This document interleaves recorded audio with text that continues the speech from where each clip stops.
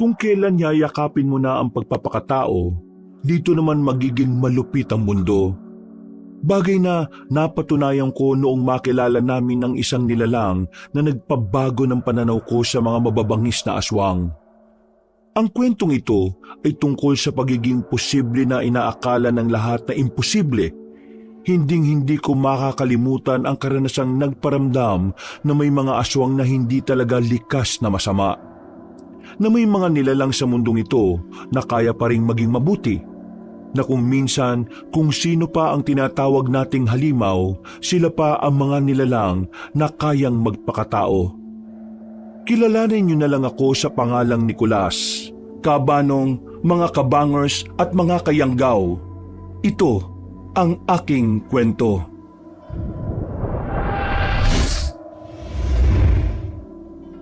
Bago nga pala magsimula ang ating kwento, sana'y mapindot nyo muna ang subscribe button at ang notification bell para lagi kayong nanonotify pag may bago tayong mga kwento. At huwag nyo rin kalilimutan mag-like at comment.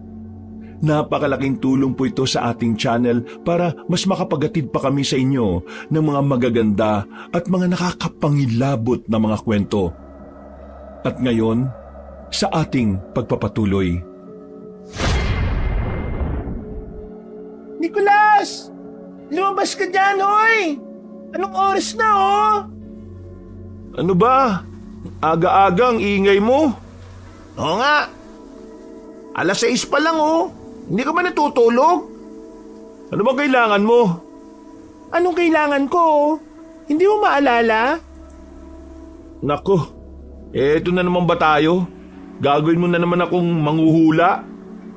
Diyos ko, ang mga lalaki talaga, oh, ang dadaling makalimot. Mas marami kasi kaming iniisip kaya madali namin nakakalimutan yung maliliit na bagay. Maliit na bagay? Sigurado ka ba? Bakit kasi hindi mo na lang sabihin para matapos na tong usapan na to? Mangbira talaga, oh. Kinalimutan mo talaga? Ang ano nga ba? Ikaw, Lito, wala ka ba naalala? Meron. Kagabi nakita ko si Lulu na may kasamang ibang lalaki. Di ba dating show tayo ni Nicolas? Isa ka pa eh. Wala talagang maasahan sa inyo. Sabi mo na kasi, dami mo pang etche-bureche. Ngayon lang naman ang araw na kamatayan ni Mang Fidel, yung teacher natin ng elementary na tinatawag nating tatay. Kasi sobrang bait niya sa lahat. Di ba taon-taon natin siyang dinadalaw sa sementeryo? Ay, oo nga no. Gagi ka. Nakakalimutan natin. Kakasugal niyo yan eh. Magbis na nga kayo at dadalaw tayo sa puntod niya. Napakamot na lamang kami sa ulo habang pinagmamasdan papalayo si Diana. Si Mang Fidel, siya ang itinuring naming ama noong mga panahong pare-pareho kaming naulila sa mga magulang. Ang mga magulang kasi naming tatlo ay sabay-sabay na namatay dahil sa isang trahedya habang nasa biyahe sila papuntahan ng kabilang probinsya. Nalaglag ang sinasakyan nilang bus sa malalim na bangin. Nang mangyari yun, dumating sa buhay namin si Mang Fidel. Siya ang gumabay sa amin hanggang sa makapagtapos na kami ng high school. Pero bago kami magkolehiyo, nagkasakit siya sa baga at yun na ang kanyang ikinamatay. Dahil kay Mang Fidel, naging malambot na ang puso ko sa mga matatanda. Tingin ko sa kanila ay pangalawang magulang na.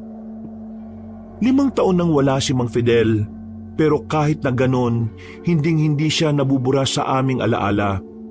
Kaya nakonsensya ko nung makalimutan namin ni Lito ang araw ng kamatayan niya. Nagagawa mo pa talaga sumipol ah. Hindi ka ba nakukonsensya? Tao lang din tayo, Nicolas. Nakakalimot tayo sa mga bagay-bagay. Kaya wala naman tayong kasalanan, no? Nakalimutan natin yung araw kung kailan nasaktan tayo ng sobra. Kaya hindi normal yun, no? Masyado kasi tayo nakatuon sa sabong eh. Ikaw kasi, masamang impluensya ka eh.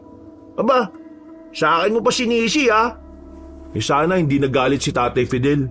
Tingin ko naman, hindi siya magagalit. Siya kayang pinakamaunawain na tao na nakilala ko. Mas magulang pa nga siya kaysa sa mga magulang ko eh. Pero, alam mo pre, nakakamiss din talaga yung mga magulang natin, no? Ang sakit din ng pagkawala nila eh. Tapos, nawala rin si Mang Fidel. Namimiss ko na nga si Papa at Mama eh. Kung makakausap ko lang sila, sasabihin ko na si Mang Fidel ang nag-alaga sa atin nang maulila tayo. Kung hindi dahil kay Mang Fidel, hindi tayo makakatapos ng high school. Ang laki ng naitulong niya sa ating tatlo. Natigil lang ang usapan namin nang makasalubong namin si Mang Lawrence, ang matandang lalaki na kinikilala sa aming lugar. Sikat siya dahil sa pagiging matapang at mabangis na manunugis ng probinsya namin. Ayon sa kwento-kwento, marami nang napatay na aswang si Mang Lawrence noong araw at hanggang sa kasalukuyan. Kahit na wala nang nagpapakitang aswang, patuloy nilang hinahanap ang mga nilalang na yon. Mang Lawrence, astig naman ang kwintas mo. Saan mo nabili yan? Alisin mo nga yung kamay mo. Kung makahawa ka, akala mo may pinagsamahan tayo ah. Hindi ko na kinagulat ang masungit na tugon ni Mang Lawrence kay Lito. May kahanginan din kasi sa katawan ng matandang yun. Hinila ko na lang si Lito palapit sa akin dahil masama na ang tingin ni Mang Lawrence sa kanya. Pasensya na po kayo ah. Dito, Tara na nga. sa susunod alamin mo ang hangganan mo. Hindi tayo magkalibel. Pasensya na po. Napayuko na lang si Lito at sinama ko na rin siya sa paglalakad. Napapailing na lang siya nung mga sandaling yon. Oh, kita mo na. Yan ang iniidolo mo, di ba? Hindi ko inakala na ganun pala ugali niyan. Matagal nang ganun ang ugali nun. Masyado ka lang bulag kasi idol mo. Diyos ko ka talaga oh. Maya-maya lang ay pinuntahan na rin namin si Diana sa bahay nito. Sabay na naming nilakad ang daan patungo sa sementeryo na malapit din naman sa aming baryo. Pagdating namin doon, nag-alay kami ng mga prutas sa harapan ng puntod ni Mang Fidel. Tatay Fidel, itong dalawang kasama ko nakalimutan ng araw na ito. Kung hindi ko pa sinabi, hindi nila maalala. Multuin mo nga sila. Uy, grabe ka naman. Hindi naman namin nakakalimutan oh. Nawala lang saglit sa isipan namin. Sus, ganun na rin yun no. Tay Fidel, pasensya na kung nakalimutan namin tong araw na to ah. Pero habang buhay ka naman na nasa puso namin eh. Masyado lang talaga kaming maraming iniisip. Biglang humangin ng malakas matapos kong magsalita. Nahaplos na lang ni Diana ang kanyang braso. Pakiramdam namin, niyakap kami ni Tatay Fidel noong mga oras na yon. Halos 2 oras kaming tumambay sa harapan ng puntod niya. Kung ano-ano lang ang mga napagkwentuhan namin. Mga bagay na nangyari na pero masarap balikan. Makalipas ang ilang sandali, umalis na rin kami roon. Habang naglalakad pa uwi, natanaw namin ang grupo ni Mang Lawrence na pumasok sa bakuran ng bahay ni Tatay Fidel. Nagtaka naman kami kasi matagal nang abandonado ang bahay na yon. Sa katunayan, may mga bakod nga roon para hindi pasukin ng kung sino. Dahil kami ang pinakamalapit na tao kay Tatay Fidel, agad kaming lumapit doon para tanungin kung anong ginagawa nila. Mang Lawrence, ano pong meron? Bakit ka nagtatanong? Bago kasi mawala si Tatay Fidel, sabi niya hinabilin tong bahay. Kami rin ang nag-aalaga nito. Kada buwan, bumabalik kami dito para maglinis. Kaya nagtataka po kami kung anong ginagawa niyo rito. May hinahanap lang kami. Wala naman kaming ginagalaw eh. Hindi po kayo pwedeng pumasok na lang ng basta-basta sa bakuran ng iba nang walang paintulot sa may-ari. Anong gagawin namin? Hukayin namin si Fidel para magpaalam? Nagtawanan ng mga kasama ni Mang Lawrence. Nakaramdam ako ng inis ng mga sandaling yon, Kabanong. Pakiramdam ko'y hindi nila nirerespeto ang taong matagal nang wala. Bumuntong hininga na lang ako, pero si Diana, hindi siya nagpapigil kung ano ang gusto niyang sabihin. Kung wala nang may-ari, pwede po kayo magpaalam sa mga taong pinagkakatiwalaan niya. Hindi naman po siguro mahirap ang paalam eh. Kasi normal po na ginagawa yun ng mga taong may matitinong pag-iisip. Maliban na lang kung hindi po kayo matinong mag-isip. Talagang iba na yon. Aba, medyo matabil din pala ang dila mo ano? Kailan ka ba huling dinisiplina ng mga magulang mo, ha? Naalala ko na. Matagal na nga pala silang patay. Pasensya ka na, ha? Hinawakan ko na lang ang kamay ni Diana nang makita kong namumula na siya sa galit. Kumalma naman siya kahit na papano. Kung wala na po kayong gagawin dito, pwede na po kayong lumabas ng bakuran. Ngumisi si Mang Lawrence. Ang iba naman niyang kasama ay tumatawa-tawa pa. Paglabas nila ay nakahinga na rin kami ng maluwag. Ano ba talaga hinahanap nila rito? Kahapon nakita ko si Mang Lawrence na may kausap na lalaki. Ang sabi ng lalaki, nasabi raw sa kanya ni Tatay Fidel na nandito sa bahay niya yung bagay na hinahanap nila. Kaya siguro nagpupunta yan sila ngayon dito. Ano kaya yun? Wala namang nasabi sa atin si Tatay Fidel noon 5 taon na siyang patay pero bigla-bigla na lang silang gaganyan dito. Nung gabing bago natin itakbo si Tatay Fidel sa ospital, may sinabi siya sa akin eh. Ang sabi niya, kailangang hindi raw makuha ng ibang tao yung ano. Yung ano? Hindi ko alam eh. Kasi doon na naputol yung sasabihin niya. Kasi bigla na lang siya hindi nakapagsalita. Tingin ko talaga may tinatago si Tatay Fidel. Kung ano man yon, nasisiguro kong hindi natin yung pwedeng ibigay kina Mang Lawrence. Hindi kaya pera? Malabo yan. Alam naman nating lahat na hindi naman mapera si Tatay Fidel. Basta, wag nating hayaang makatambay ang mga yan dito sa bahay ni Tatay Fidel.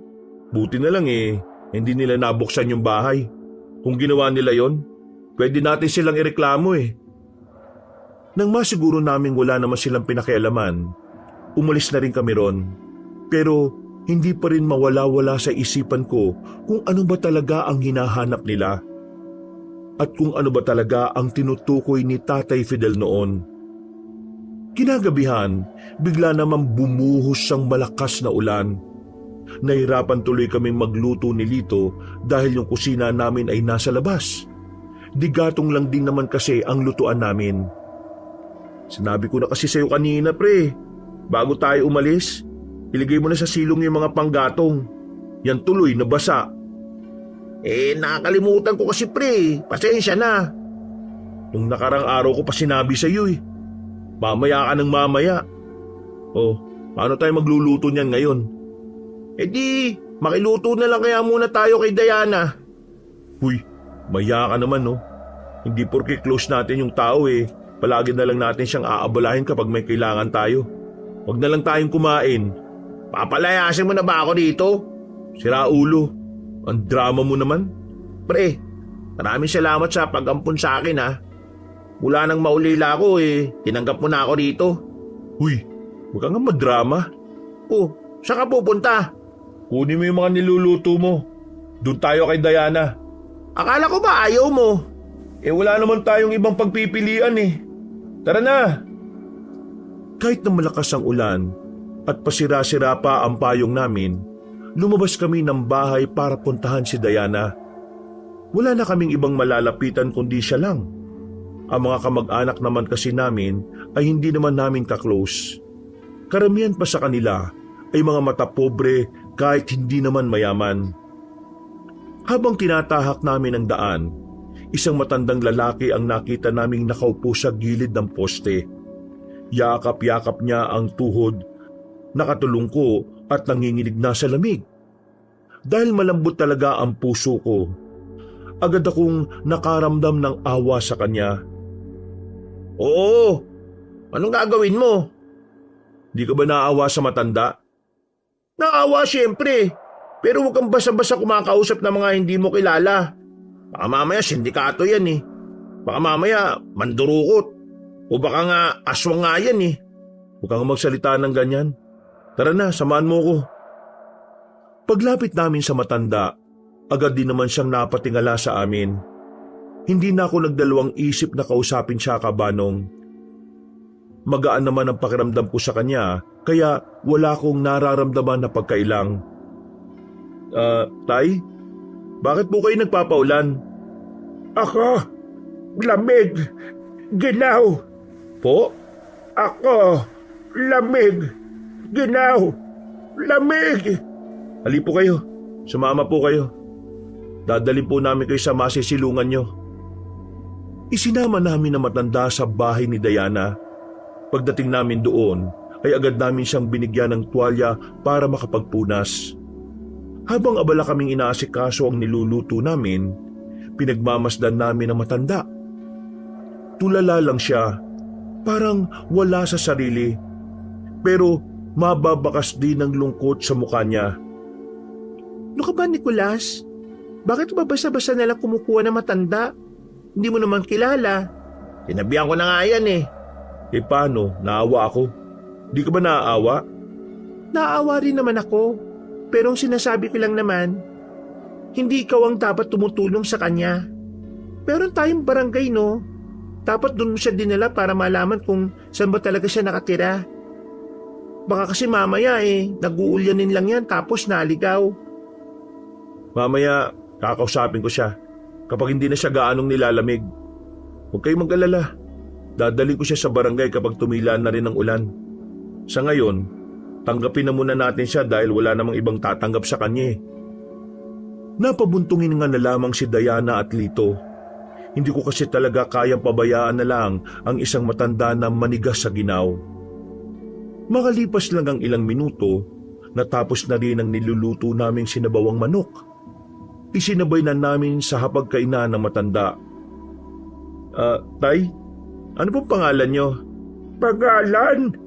Opo, pangalan po. Kailangan po namin ng pangalan nyo eh. At kung saan kayo nakatira para matulungan po namin kayo. Pangalan? Beron. Po? Biron ho? Ako, Beron. Biro ng pangalan niya. Saan po kayo nakatira? Wala ako bahay. Walang bahay? Wala kayong tirahan? Kamag-anak po. Tagasan po mga kamag-anak nyo? Wala kamag-anak. Ayos lang po ba kayo? Bakit po parang may mga pasa kayo sa mukha at sa braso? Pasa! Ako masakit! Masakit katawan! Bugbog ako! Bugbog! Nabahala kami nang bigla na lamang umiyak ang matandang kausap namin. Hindi lang yung basta iyak, dahil humagulgol na rin siya. Nang subukan ko siyang hawakan, bigla siyang lumayo at sumiksik sa sulok ng bahay. Para siyang natataranta, takot na takot. Wag! Ayoko na! Wag bugbog! Wag! Sa puntong yun, mas lalong kinurot ang puso ko, kabanong. Pare-pareho kaming naluha sa pinakita na matanda. Ramdam na ramdam namin ang takot at trauma na meron siya. Mang Beron, wala po kaming gagawin sa inyo. Hindi po kami kagaya ng mga taong nanakit sa inyo. Mababait po kami. Mabuti po ang puso namin lalo na sa mga kagaya nyo.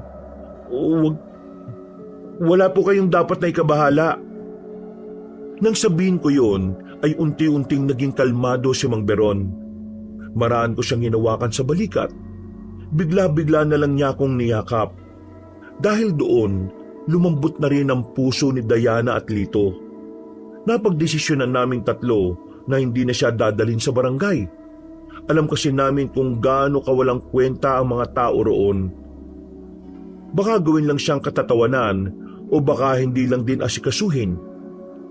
Napagdesisyonan namin na hanapin ang pamilya ni Mang Beron habang mananatili muna siya sa bahay ko. Ang bilis lang ng mga pangyayari. 3 araw agad ang nakalipas mula nang ampunin namin si Mang Beron.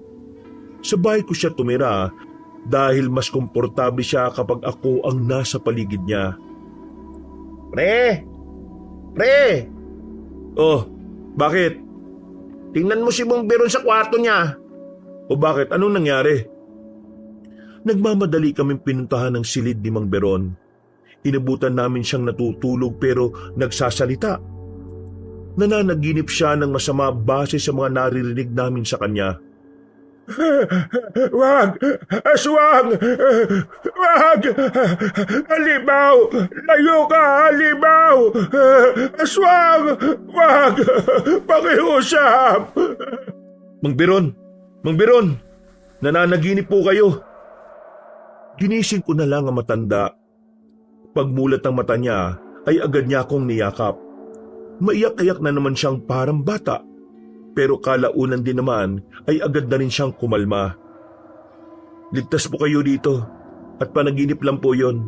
Hindi po yun totoo. Tumutungo lang sa akin si Mang Beron. Maya-maya pa, bumalik na rin siya sa pagtulog. Habang natutulog siya ay nasa pintuan lang kami ni Lito na nagbabantay. Siguro, grabe talaga ang pinagdaanan niya sa lansangan. Napakawalang puso ng mga nanakit sa kanya. Pero wala naman siyang problema sa pag-iisip ano. Natroma lang siya kaya siya ganyan. Pero nararamdaman ko na kung ipaparamdam nating ligtas siya sa atin, siguro'y unti-unti siyang magiging maayos. Kailan natin sisimulan ng paghahanap sa pamilya niya? Kung kailan walang pasok si Diana, wala pa naman tayong ginagawa sa bukid natin kaya ayos lang din na paglaanan natin to ng oras. Pre, naawa ka ba sa kanya dahil namimiss mo yung mga magulang natin, pati si Tatay Fidel? Hindi pare, ibang tao si Mang Beron. Ibang iba siya. May bagay sa kanyang hindi ko matukoy kung ano. Napabuntong hininga na lang ako kabanong. Iniwan na rin namin si Mang Beron doon nang masiguro naming mahimbing na rin ang kanyang pagtulog. Pagsapit ng umaga ay malakas-lakas pa rin ang ulan. Mas lalo pang sumama ang panahon. Kaya naman, hindi kami makalabas ng bahay. Mabuti na lang, meron kami mga imbak na pagkain sa bahay. Tingnan mo si Mang Beron, oh. Mukhang unti-unti na siyang nagiging maayos Hindi na siya tulala Wala pa siyang isang araw dito Malayo pa yan. Siguro ang gawin natin, kausapin lang natin palagi. Biglang napatingin sa amin si Mang Beron. Sa unang pagkakataon ay bigla niya kaming nginitian. Lumapit siya sa amin at hinawakan ang kamay ko. Salamat! Ako pasalamat! Ha, wala pong anuman. Basta kapag tumila na po ang ulan, hahanapin po natin ang pamilya niyo Wala! Ako wala pamilya! Huwag nahanap! Wala kayong pamilya? Sigurado po kayo? Wala ako pamilya! Dito na lang ako pakiusap! Wala ako pamilya! Imposibleng walang pamilya to. Baka mamaya hinahanap na rin to Bumalik na lang si Mang Beron sa kinauupuan niya. Ako naman ay napapailing na lang. Pakiramdam ko kasi ay mahihirapan kaming hanapin ang pamilya niya. Wala naman kasi kaming hawak na mahalagang detalye tungkol sa kanya bukod sa pangalan lang. Kapag tinatanong siya, puro Beron lang ang sinasabi niya. Kinabukasan, tumila na rin ang ulan. Kahit madulas pa sa ilang daan ay hindi na namin sinayang ang pagkakataon. Magkakasama kaming 3. Naglilibot-libot kami sa mga kalapit naming baryo. Nagsimula kami ng umaga at natapos kami ng hapon na. Pero wala namang kaming napala. Lahat ng napagtatanungan namin, hindi nila kilala ang pangalang Beron. Wala rin namang nawawalang matanda sa mga lugar nila, kaya malabong taga roon si Mang Beron sa kanila. Ano ba yan? Wala namang nakakakilala sa kanya. Baka mamaya hindi naman taga rito yan sa probinsya natin Malaki ang probinsya natin. Hindi pa natin napupunta ng iba. Huwag mong sabihin na lilibutin natin ang buong probinsya natin para lang mahanap ang pamilya niyan. May mga ginagawa rin tayo sa buhay, Nicolas. Masasayang ang oras natin sa wala.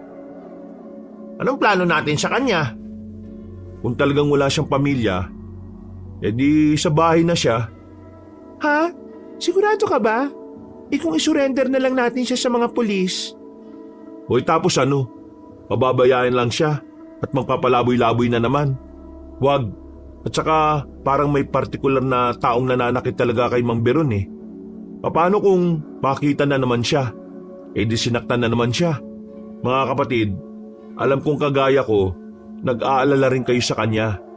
Alam kong may malasakit din kayo sa kanya. Kaya sana, suportahan niyo ang desisyon ko. Sa bahay na siya titira. Wala namang problema sa akin, pre. Ang akin lang naman, handa ka ba sa mga pwedeng mangyari? Ang ibig kong sabihin yung mga pagbabago. At yung bigat ng responsibilidad.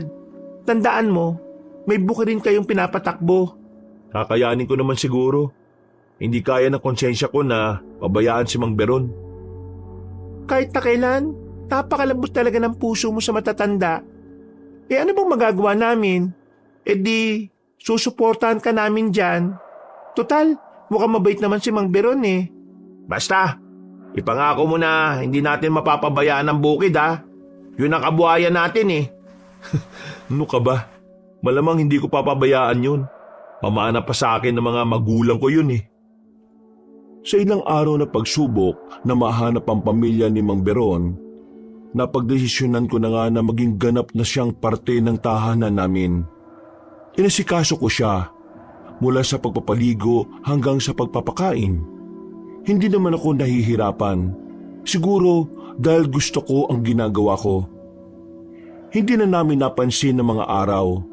Magtatatlong linggo na pala mula nang manatili siya sa bahay. Kahit na papaano, meron namang magandang progreso kay Mang Beron. Unti-unti nang tumutuwid ang pananalita niya. Mas nagiging maunaway na siya sa maraming bagay. Mabilis siyang matuto. Ang kaso nga lang, wala pa rin siyang maalala kung sino siya. Oh, Mang Beron, hindi kayo dapat na nagsisibak dyan. Pambihira ka naman oh. Oh, Lito, ikaw dapat gumagawa nito eh. Oo nga, ako nga dapat. Sabi niya, gusto niya raw subukan eh.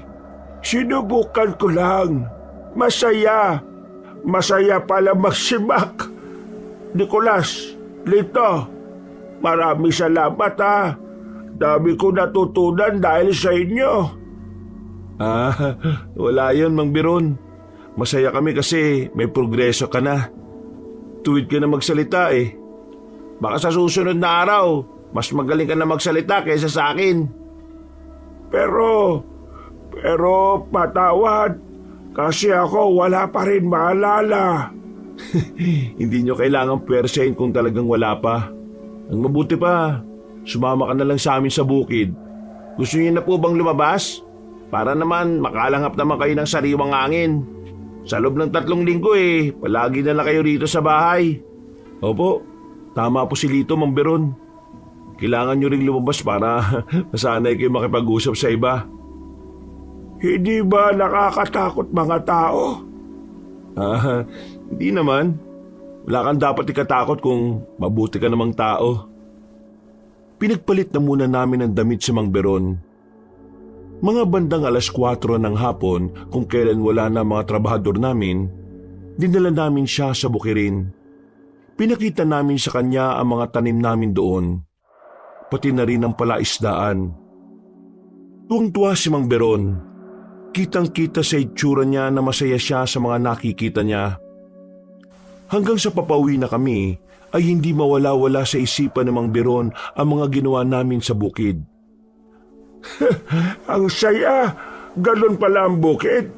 Palagi ka naming dadalhin doon. Tuturuan kita pa paano mangisda sa susunod. Natigil lang ang usapan namin nang makasalubong namin sa daan si Mang Lawrence. Napatingin siya kay Mang Beron. Parang kinikilala niya si Mang Beron gamit lang ang panghusga niyang tingin. Sino ang isang to? Tsuhin ko po. Tsuhin? May tsuhin ka pa palang kinikilala ka? Oo naman. Mabuti akong tao eh. Sino siya? Bakit mukha siyang masama? Sa sinabing yun ni Mang Beron, ay nakita namin ang naiinis na mukha ni Mang Lawrence.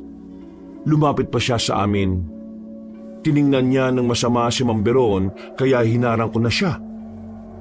Iba tabas ng dila mo ah. Sino ka ba? Ako si Beron. Sira pala ulo nito eh. Isa kang manunugis. Natahimik kaming lahat sa sinabing yun ni Mang Beron. Maging si Mang Lawrence ay hindi rin alam kung papaanong nalaman agad yun ng kasama naming matanda. Tumitig ng masama si Mang Lawrence na parang sinusubukan itong basahin ang pagkatao ni Mang Beron sa pamamagitan lang ng tingin. Paano mo nalaman na isa akong manunugis, ha? Paano nalaman?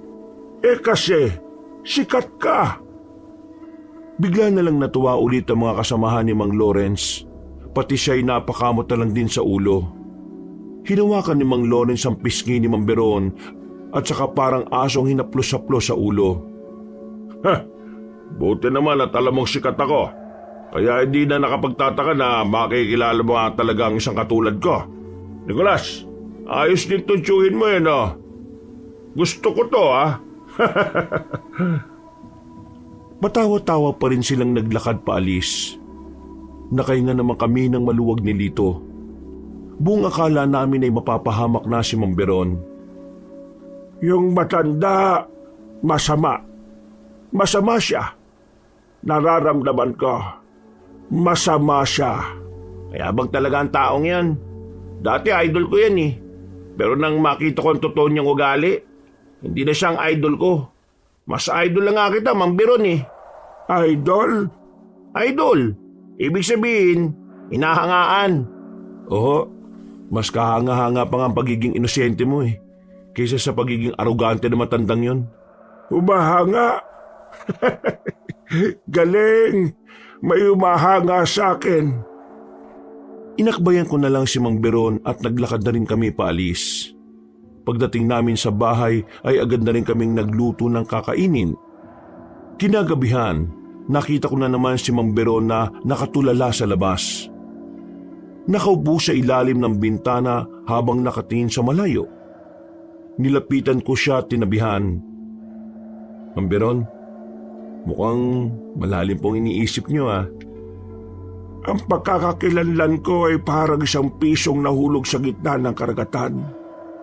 Mahirap sisirin at ibalik. Hindi niyo naman po kailangang alalahanin yung kaagad-agad. Kung hindi niyo pa po kaya, ayos lang. Ang malaga naman ni kahit papano, may malaking pagbabago sa inyo. Magandang pagbabago. Nicolas, magtatanong ako sa iyo. Ano pong itatanong niyo? Kung sakaling maalala ko ang lahat ng tungkol sa akin, at ang tungkol sa akin ay ang dahilan para kamuhian ako ng maraming tao, magagawa niyo pa rin ba akong tanggapin bilang isang taong bigla na lamang dumating sa inyong buhay na may madilim na katauhan? Ito namang si Mang Beron. Hindi dapat kayo nag-iisip ng ganyan eh. Mas lalo lang kayong mahihirapan na maalala mga bagay tungkol sa inyo kung ganyan ang nasa isip nyo.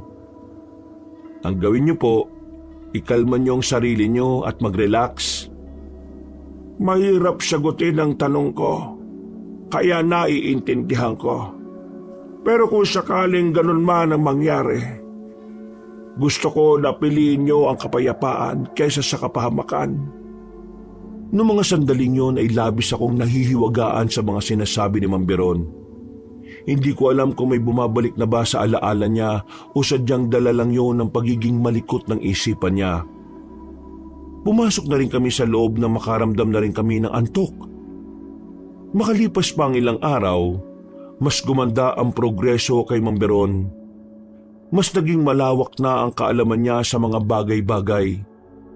Nagagawa na rin niyang kumilos na mag-isa kapag wala kami sa bahay.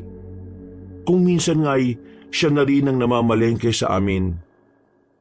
Kahit na sandali pa lamang namin siyang nakikilala, iba na ang idinulot niyang saya sa amin. Pakiramdam naming magkakaibigan ay muli kaming nagkaroon ng magulang dahil sa kanya. Nakakatuwa si Mang Beron eh, no? Ang dami na niyang natututunan. Tingnan mo, kaya na rin niyang magluto. Tingin ko, unti-unti nang bumabalik yung iba niyang mga alaala. Malay natin, dati pala siyang kusinero, hindi ba? Ang mahalaga naman ngayon, nagiging maayos ang kalagayan niya. May iba nga tayo. Nabalita mo na ba yung nangyari sa grupo nila Mang Lawrence? Yung nag-away-away sila kagabi tapos nagkabati-bati rin naman. Yung dahilan kung bakit sila nagkaaway-away. Bakit nga ba? Halang nga. Hindi ka pala nasabihan ni Diana? Kaya nag-away-away sila kagabi, dahil sa aswang na nakainkwentro daw nila. Yung isa kasi nilang kasamahan, nakita na yung aswang na papalapit sa kanila pero akala nito isang pangkaraniwang aso lang. Pero nagulat na lang sila nang mag-anyong aswang daw yung malaking aso. Ayun, pinagsusuntok daw ni Mang Lawrence yung isang yun kasi munti ka na silang nadali ng aswang. Teka, Totoong may aswang na ulit dito sa atin? Yun lang naman ang narinig namin ni Diana kaninang umaga. Kahit yung iba rin nating tauhan dito, yun din ang mga usapan eh. Sang planeta ka ba nakatira bakit hindi mo narinig yun? Kung may aswang ulit dito, di maraming matatakot lumabas ng gabi. Gagawin naman daw nila Mang Lawrence ang lahat para hindi makalapit sa baryo natin yung mga aswang eh. Kilala mo naman yun. Hindi yun papayag na mapaya sa mga tao ng samahan niya. Ilang aswang daw ba yung mga nakita nila? Isa lang naman daw. Isa lang naman pala eh. Lang? Alam mo bang nahirapan silang hulihin yung aswang na yun? Di mabangis pala talaga yun. Malamang. Kilala mo naman si Mang Lawrence eh. Mabangis yun. Marami ng pinaslang na aswang yun nung araw. Sus, naniwala ka naman puro kwento lang naman niya yun. Basta, meron ng aswang dito sa atin. Kailangan din natin mag-ingat, no? Lalo na ngayon, hindi pa nila nalalaman kung ano ba talaga yung intensyon ng aswang na nagpakita sa kanila. Bahala na sila dyan. Sila naman ang may kakayahang tugisin ng mga yun eh. Mabuti pa, bilisan na natin dito para mapasahod na natin ng mga tao natin. Makalipas lang ang ilang oras, ay nakabalik na rin kami ng bahay. May dala-dala pa kami mga pasalubong dahil galing kami sa bayan. Nung araw kasi na yon ay ang araw ng koleksyon ng mga sahod at kinita sa bukid. Pagdating namin sa bahay, naroon si Diana at Mang Beron. Nagtatawanan pa nga sila na parabang isang anak at isang ama. Oh, mabuti naman at nakauwi na kayo. Kanina pa kayo iniintay ni Mang Beron eh. Meron daw kasi siyang sasabihin. Anong sasabihin mo, Mang Beron? Tumingin na muna sa labas si Mang Beron kung may ibang makakarinig. Medyo iba ang pakiramdam ko noon dahil sa reaksyon ng kanyang mukha. Kaya naman pumasok na muna kami sa loob ng bahay. Nagharap-harap sa lamesa at saka sinimulan na ni Mang Beron ang nais niyang sabihin. Nanaginip ako. Mga halimaw. Nasa harapan ko sila. Nakakatakot. Pero hindi nila ako sinasaktan. Hindi nila ako nilalapitan. Mga halimaw sila at narinig ko ang sabi ng isa. Aswang. Aswang daw sila. Nicolas, isa ba itong pangitain na may paparating na kaguluhan sa baryong ito? Minsan ang panaginip ay kabaliktaran. Kaya baka naman hindi naman yan. Hindi. Mukhang isang pahiwatig ang panaginip ni Mang Beron. Pahiwatig? Nakakalimutan mo na bang nangyari kina Mang Lawrence kagabi? Hindi pala natin pwedeng ipagsawalang bahala yung panaginip ni Mang Beron. Lalo na ngayon, may namataan ng aswang sa gubat. Mang Beron, ano pa po nakita nyo? May isang lalaki. Malabo ang mukha. May sinasabi siya. Malapit na raw. Malapit ng alin? Hindi ko alam. Yun lang ang sinabi niya. Isang malalim na buntong hininga na lamang ang nagawa ko, Kabanong. Sa hindi malamang dahilan, bigla na lang din akong kinabahan. Pakiramdam ko may mas malalim na kahulugan ang mga pangitain ni Mang Beron. Para kahit papaano'y gumaan ang atmosfera namin, ay iniba na lang ni Diana ang usapan. Inilatag na lang din niya ang pagkain namin para sabay-sabay na kaming magapunan. Pagkatapos, hindi pa rin mawala-wala sa isipan ko ang mga sinabi ni Mang Beron. Gumugulo yon sa isipan ko.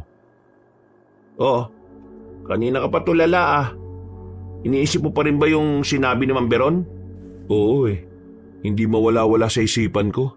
Alam mo, para mabura yan sa isipan mo, sumama ka sa akin. Ha? Saan ka naman pupunta gabing-gabi na? Hindi rin ako makatulog Chumismis muna tayo. Pambihira ka. Saan ka naman chichismis ng ganitong oras? Di ba interesado ka malaman kung anong meron sa aswang? Sama ka sa akin. Pupunta ako sa bahay ni Mang Lawrence. Naroon ang mga kasama niya. Pakinggan natin yung pinag-uusapan nila. Nahihibang ka na ba? Kung makita nila tayo. Kung makikita nila. Pero hindi naman tayo papakita Hindi ka ba napapaisip kung ano yung pwedeng malaman? Napapaisip din naman. O di tara na. Kahit na alam kong delikado ang gagawin namin dahil baka makita kami ni Mang Lawrence, sumama pa rin ako sa gusto ni Lito. Habang mahimbing na ang tulog ni Mang Beron, ay agad naman kaming umalis ng bahay. Wala nang makikitang tao sa paligid dahil 11:00 na rin naman ang gabi noon. Hindi nagtagal, natanaw na rin namin ang bahay ni Mang Lawrence. Nasa bakuran silang lahat, nag-uusap-usap. 2 boses ang naririnig namin doon.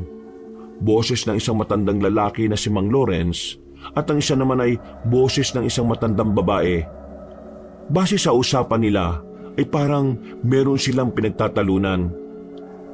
Hindi magandang ideyang naiisip mo, Lawrence. Ang gagawin mo ay isang malaking sugal para sa buhay natin. Kung magpapadala ka kagad ng mga tao para rumondo sa pinakaliblib na parte ng kagubatan, malaki ang tsansa na mapahamak sila. Baka nakakalimutan mo. Hindi lang aswang na asbo ang nakita nating lahat. Meron pang ibang uri na hindi natin natutukoy. Mahirap gumalaw kung wala tayong sapat na kaalaman kung anong klase silang aswang. At kung wala na tayong alam, hindi rin natin alam kung ano ang kanilang kapasidad. Anong gusto mong gawin natin, Mirasol? Hintayin kung kailan sila ulit lilitaw? Paano kung makapambiktima na sila ng mga tao dahil sa kakahintay natin? Maibabalik mo ba ang buhay nila? Kaya nga dapat tayong umisip ng ibang paraan para mapalitaw sila. At anong paraan na yun, Aber? Yun nga ang pag-uusapan natin, Lawrence. Baka ba nagmamadaling gumawa ng desisyon buhay ng mga kasama natin ang malalagay sa alanganin? Matagal nang nasa alanganin ang buhay natin pero may mga pagkakataon na meron tayong magagawa para makapag-ingat. At yon ang gagawin natin ngayon. Ano kang nasa isip mo? Puro ka naman daldal Ikaw, wala ka bang naiisip? Ikaw ang pinuno ng samahan natin. Ikalawang pinuno lang ako. Ang naisip kong paraan para mapuksa ang mga lintik na yon, ipakalat ang mga tao natin sa lahat ng gubat. Yon ang naiisip ko. Hindi ka talaga nakakaintindi, Hindi nga natin pwedeng ipilit ang ideya mo. Bakit kasi hindi mo pa inubos sa mga aswang noon? Yan tuloy, nagbabalik na sila ngayon. At ako na naman ang sinisisi mo ngayon. Sino ba ang dapat nasisihin? Ako? Ikaw ang nanguna sa paglaga sa hanay nila. Akala ko naman ubos na sila. Pero hindi mo pala talaga napatay ang nag-iisang natitira na aswang. Partida, batang aswang lang yan. Panahimik ka, Mirasol. Wala kang karapatang dungisan ng kagitigan ko. Kung ano man ang kapayapaan na tinatamasa ng probinsyang ito, yun ay dahil sa akin.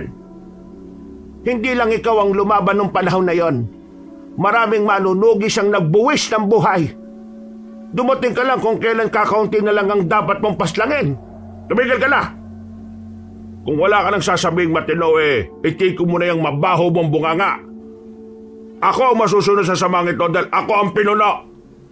Pangalawa ka lang. Kaya sa ayon sa gusto nyo, kailangan libutin ang gubat para makita at matunto ng kinaroroonan ng aswang. Lahat ng sulok, papasukin natin. Hindi ka dapat nagdidesisyon ng sang-ayon sila sa sinabi ko, Mirasol. Kaya manahimik ka na lang kasi walang nakikinig sa'yo. Nanahimik na ang matandang babae ng mga sandaling yon. Nanaig ang pagiging ma-pride ni Mang Lawrence. Kahit na kailan talaga, wala siyang pinakikinggang kundi ang sarili niya. Maya-maya pa, nakita naming naglabasan na rin ang mga tao roon. Pati ang matandang babae ay dismayadong naglakad paalis. Sundan natin yung matandang babae. Ha? Bakit? Buwang ka na yata Baka may malaman pa tayo sa kanya. Mukhang mas matino siyang mag-isip kaysa kay Mang Lawrence Hindi na ako nakatanggi nang hilahin niya ako paalis sa kinalalagyan namin, Kabanong. Palihim naming sinundan ng matandang babae. Wala siyang kamalay-malay hanggang sa makarating na kami sa tulay. Madilim na sa parting yon. Puro puno na sa paligid at wala ng kabayan na makikita. Hindi ba siya natatakot maglakad namang isa? Tsaka, saan ba ang bahay niya? Bakit parang ang layo naman? Gusto mo tanongin natin? Ang daldal mo Ilang sandali pa, nakita naming tumigil sa paglalakad ang matandang babae. Paglingon niya, Dali-dali kaming tumalon at napasubsob sa gilid. Kusang bumilis ang tibok ng puso namin. Alam kong may nagmamatsyag sa akin, kaya lumabas ka na kung ayaw mong ako mismo makakita sa iya.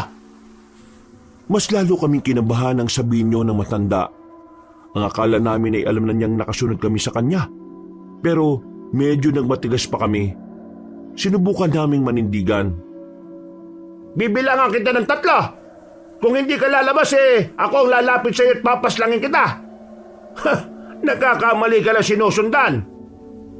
1. Gagi, anong gagawin natin? 2. Lumabas na lang tayo at magdahilan.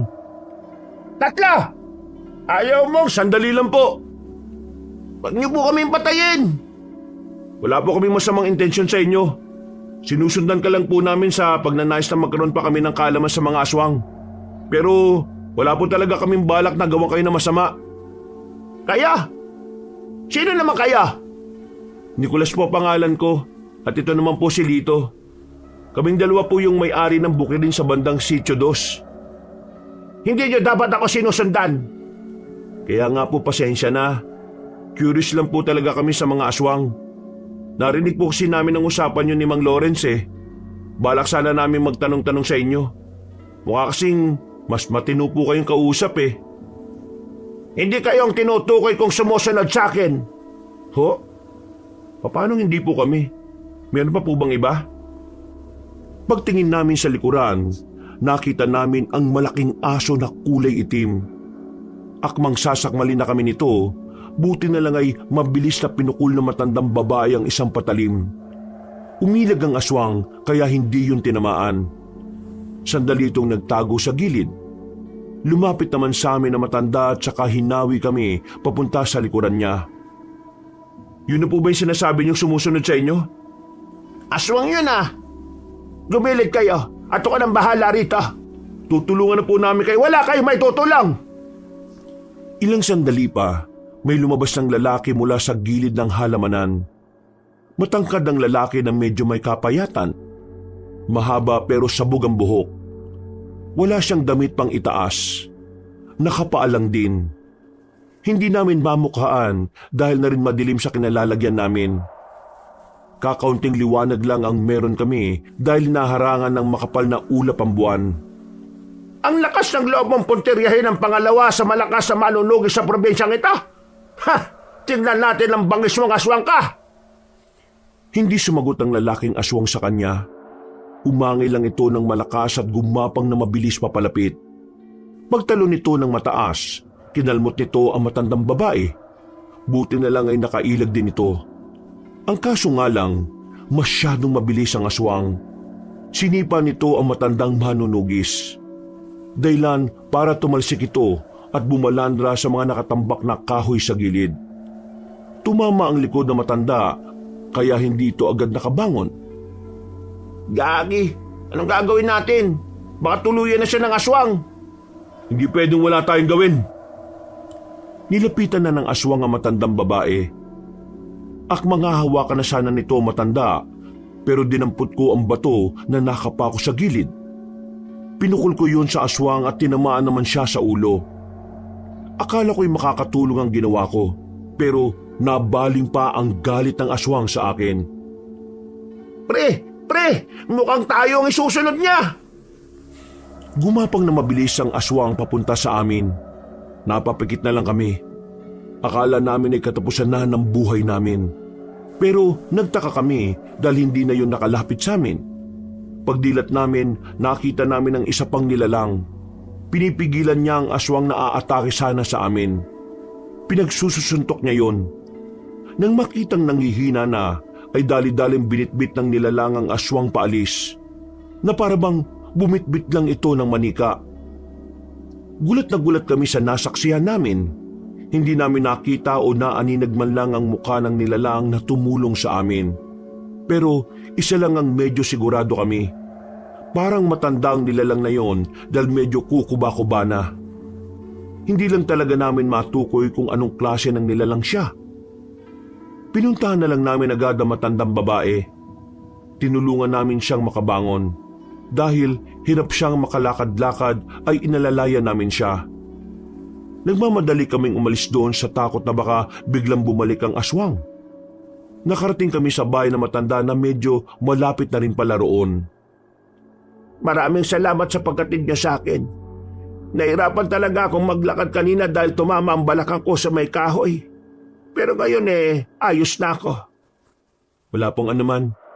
Pasensya na po kasi dahil sa amin nangyari to sa inyo. Wala kayong dapat ihingin ng pasensya. Iniligtas niyo rin naman ako. Ano nga ulit ang mga pangalan ninyo? Nicolas po ang pangalan ko. Ako naman po si Lito. Ako naman si Mirasol. Ako ang ikalawang pinuno ng samahan ng mga manunugis. Ang natataging babae sa organisasyon. Yung nangyari po kanina, kayo po ba talagang target ng aswang? O baka po kami? Kasi pangkaraniwang tao lang naman kami. Ako talaga ang pakay nila. Nararamdaman at naamoy kasi ng mga aswang kung ikaw ay isang albularyo, antingero o manunugis. Nagsisimula na sila sa unang parte ng mga plano nila. Balak na nilang isa-isahin ang mga taong hahadlang sa kanila. Kung namatay ako kanina, malamang sa malamang, kayo ang sinunod. Kinain na niya kayo kanina kung hindi tayo sinwerte. Yung nangyari po kanina, anong klaseng nilalang po yung dumating at kumalaban pa dun sa aswang na lalaki? Grabe yun ha. Akala namin kanina mamamatay na kami. Huminga ng malalim si Aling Mirasol. Baka sa mukha niya ang kalituhan. Sandali siyang lumagok ng kape at saka isinandal ang likod sa upuan. Isa rin yung aswang. Isa ring aswang? Paano po nangyari yun? Aswang? Laban sa aswang? Di ba ang mga aswang makakakampi? Sigurado po ba kayong aswang yon? Hindi ako maaaring magkamali. Ang dumating kanina para iligtas tayo ay isa ring aswang. Pero hindi ko alam kung anong uri siya ng aswang. At higit sa lahat, wala akong ideya kung bakit niya tayo iniligtas. Kung bakit niya inatake ang kapwa niya aswang. Ngayon lang po ba ito nangyari? Sa tinagal-tagal ko na sa serbisyo, ito ang unang pagkakataon na nakakita ko ng isang aswang na nagligtas ng tao. Nakasanayan kasi namin na ang mga aswang likas talagang masama. Pero wag na muna tayo makampante na talagang mabuti siya. Wala tayong ideya kung ano talaga ang dahilan kung bakit yun nangyari. Ang mahalaga ngayon, ligtas tayo. Pero teka, yung sinabi nyo kanina, bakit nga pala kayo interesado sa mga aswang? Nito kasing mga nakarang araw po, napapadalas ang pagkakarinig namin sa mga usapin tungkol sa mga aswang. Dala lang po ng kurisidad, kaya gusto naming madagdagan ang kaalaman namin tungkol doon.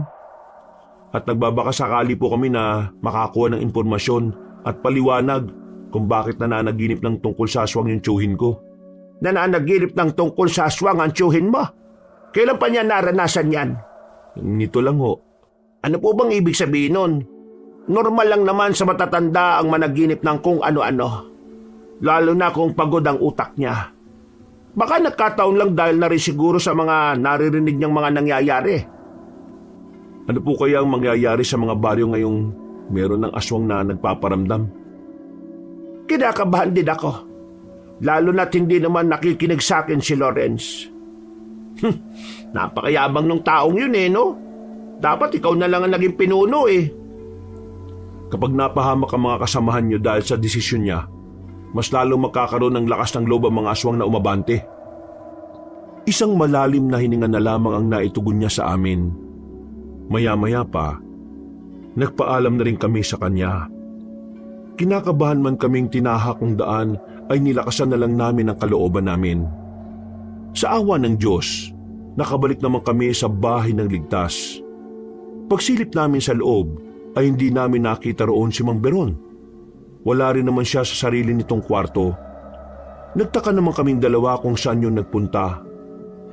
Pagharap namin sa labas, kakarating lang din ni Mang Beron. Pawis na pawis siya at para bang hinihingal pa. Nanlalaki ang mga mata niya nang makita kami na para bang hindi niya inaasahan na gising pa kami noong mga sandaling yon. Oh, Mang Beron, saan po kayo galing? Bakit parang pawis na pawis ka? Dyan lang. Saan dyan? Gabing-gabi na. Meron kasing pusa. Kumuha ng ulam natin. Hinabol ko siya. Kaso hindi ko na naabutan. Nako, hayaan mo na yon. Marami pa naman tayong ulam eh. Tsaka, nagugutom din kasi ang mga pusa. Akala ko naman kung ano na. O tara na, pasok na tayo sa loob. Hindi na namin napansin ang pagiging kilos ni Mang Beron noong mga sandaling yon. Masyadong lunod ang isip namin ni Lito sa nangyari.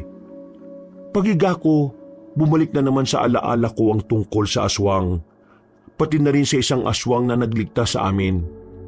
Isang malaking palaisipan pa rin sa akin kung sino ba talaga ang aswang na yon. Malabo namang kakilala namin yon dahil wala namang kaming kilalang aswang. Lumipas pa ang ilang araw. Mas lalong naging abala ang mga manunugi sa baryo namin. Walang humpay ang pagroronda nila sa gubat. Walang pakialam si Mang Lawrence kung malagay sa kapahamakan ng mga tauhan niya. Habang si Aling Mirasol naman ay nanatili lang sa baryo namin para bigyan ng babala ang mga tao. Yun na lang ang ginawa niya dahil ayaw niyang isugal ang buhay niya sa isang laban na hindi siya handa. Kakaiba rin talaga ang angas ni Mang Lawrence, ano? Halos gabi-gabi silang gumagala sa mga kagubatan. Kapag meron na talaga namatay sa kanila, ewan ko na lang kung hindi yan magtino. Kung sana, naganap na lang sila ng ibang paraan para mahuli ang mga aswang. O kaya naman pinag-aralan na lang nila yung sinabi natin sa kanila. Ang kaso, hindi naman sila naniniwala na talagang may aswang na nagligtas sa atin. Hanggang ngayon, hindi pa rin ako makapaniwala na may mabuting aswang pala. Kung sino man siya, sana dumami ang kagaya niya. Yung aswang na yun, pakiramdam ko mabuting aswang talaga siya. Paano kung hanapin natin yung aswang na yun at kausapin natin siya? Pilitin natin kumampi sa atin. Malabo mangyari yan, Lito. Alam mo naman si Mang Lawrence, ang tingin niya sa lahat ng aswang halimaw, salot at demonyo. Hindi siya naniniwalang kaya maging mabuti ang isang aswang. Meron din pala akong sasabihin sa inyo, pero hindi ko alam kung maniniwala kayo. Ano naman yun? Kagabi, meron akong narinig na umaaligi-aligid sa bahay ko. Nung una akala ko nakakawala lang yung mga alaga kong manok. Pero meron ako nakitang anino sa labas Anino siya ng tao. Baka mamaya, merong nagtatangkang pumasok sa bahay mo. Yun na nga ang pinagtataka ko. Kung masamang tao yung nasa labas, bakit wala man lang akong naramdamang takot o pangamba? Baka kasi masamang tao ka rin. Manahimik ka nga. Wala ka na namang sinasabing matino Napatawa lang kita. Pwes, hindi ako natatawa. Sigurado ka bang meron kang nakitang anino? Baka naman inaantok ka lang nun. Meron. Hindi ako pwede magkamali. Hindi pa naman ako inaantok nun kasi ang dami kong nainom na kape. Basta hindi ako kinakabahan o natakot man lang. Pakiramdam ko nga binabantayan niya lang ako kasi baka may aswang. Nag-iilusyon ka na naman Sino namang magbabantay sa'yo para hindi ka lapitan ng aswang? At sino ka ba para lapitan ng aswang, Aber? Isa pang salita mo, bibigwasan na kita sa ngalangalay Kahit na wala kang nararamdamang takot, mas maganda pa rin na sigurado tayong ligtas ka. Mas mainam siguro kung dito ka na lang muna sa bahay matulog. Kaming dalawa ni Lito magsasama na lang muna sa iisang kwarto. Doon ka sa kwarto ko. Sigurado ka ba sa sinasabi mo? Bakit naman hindi? Parang kapatid ka na namin ni Lito. Tapos parang anak ka na rin naman ni Mang Beron. Di ba, Mang Beron? Oo. Kayong tatlo, mga anak ko. Iniisip ko lang naman kasi, baka mailang kayo sa akin. Pero, sige. Mamaya kukuha lang ako ng ilang gamit ko tapos dito na ako matutulog. Saka na bumalik kapag sigurado ka nang walang umaaligid sa'yo. Tingin ko, mabuti yung umaaligid sa'yo, Diana. Napatingin kami kay Mang Beron. Napangiti kami kasi mukhang masaya siya sa sinabi niya. Pero hindi namin alam ang dahilan kung bakit. Paano mo naman nasabi, Mang Beron? Sabi nila, Kapag wala kang nararamdamang pangamba sa paligid mo, ibig sabihin, kahit sinong nariyan, walang mangyayaring masama sa iyo. Aba, kanino mo naman narinig yan? Sa kanila. Sinong sa kanila? Sa mga tsismosa. Nagtawanan na lang kami nung mga sandaling yon. Akala namin nagbibiro lang si Mang Beron. Mabilis na lumipas ang gabi at dumating na rin ang kinahapunan. Makasama kaming naglakad ni Lito papunta sa bukirin namin para bisitahin ang mga tao namin. Isa pa, mabilis na lumipas ang gabi at dumating na rin ang kinaumagahan. Magkasama kaming naglakad ni Lito papunta sa bukirin namin para bisitahin ang mga tao namin. Pagdating namin doon, inabutan namin ang aming mga tao na nagkukumpulan sa kalsada. Wala sila sa mismong bukid namin. Bagay na ipinagtaka namin. Nang lapitan namin sila, ay dito na namin nalaman kung ano ang nangyari. Ayon sa kanila, yung isa sa mga kasamahan ni Mang Lawrence na dumaan sa bukid, narinig nilang sumigaw nang pumasok na yon sa kagubatan. Nang tingnan nila, nakita nilang lasog-lasog na ang katawan nito. Para makasigurado, dali-dali kaming nagpunta ni Lito roon. Nadatnan namin ang wala ng buhay na si Edwin. Parang kasing edad lang namin na kung hindi ako nagkakamali, baguhan lang ng miyembro kina Mang Lawrence. Alas 5 pa lang ah. Huwag mong sabihin aswang ang dumali dyan. Hindi tayo nakakasigurado. Mas maganda siguro kung sabihin na natin to kagad kina Mang Lawrence at kay Aling Mirasol. Wala kaming sinayang na pagkakataon, Kabanong. Kahit may gagawin pa dapat kami sa bukid, pinagpaliban na muna namin yon at agad na tumungo sa bahay ni Mang Lawrence. Sakto naman na pagdating namin doon, inaroon ang mga manunugis. Napangisip pa nga si Mang Lawrence nang makita niya kaming papalapit. Alam kong magsasalita na siya at iinsultuhin na naman kami, kaya hindi na ako nagsayang ng oras. Sinabi ko kagad kung ano ang gusto kong sabihin. Mang Lawrence, si Edwin, yung bago niyong miyembro, natagpuan ng mga tauhan namin sa bukid. Wala nang buhay. Lasog-lasog ang katawan. Maraming hiwa. Basta, kawawa. Baka inatake siya ng aswang. Gagawa-gawa ka ng kwento. Inatake, di pa naman gumagabi ah. Buhay si Edwin. Inutusan ko lang kumuha ng saging yon. Ang mga aswang, kaya nilang umatake kahit tirik ang araw. Dapat alam mo yan kasi matagal ka na sa serbisyo eh. Iniinsulto mo ba ang pagiging manunugis ko? Ito naman si Mang Lawrence. Ayaw pang maniwala. O di sige, kung hindi ka kumbinsido, sumama ka sa amin at ipapakita namin sa iyo kung anong kalagayan ni Edwin. Biglang sumeryoso ang mukha niya. Ganon din ang mga kasama niya. Natahimik ang tawanan nila. Biglang nagbago ang ihip ng hangin. Sandali siyang nakipagtitigan sa akin pero kalaunan, sumama na rin siya para makumpirma ang aming sinasabi. Pagdating namin, meron na mga pulis sa gubat kung saan naroon si Edwin. Nanlalaki ang mga mata ni Mang Lawrence. Ang iba naman niyang kasama ay parang namutla sa takot.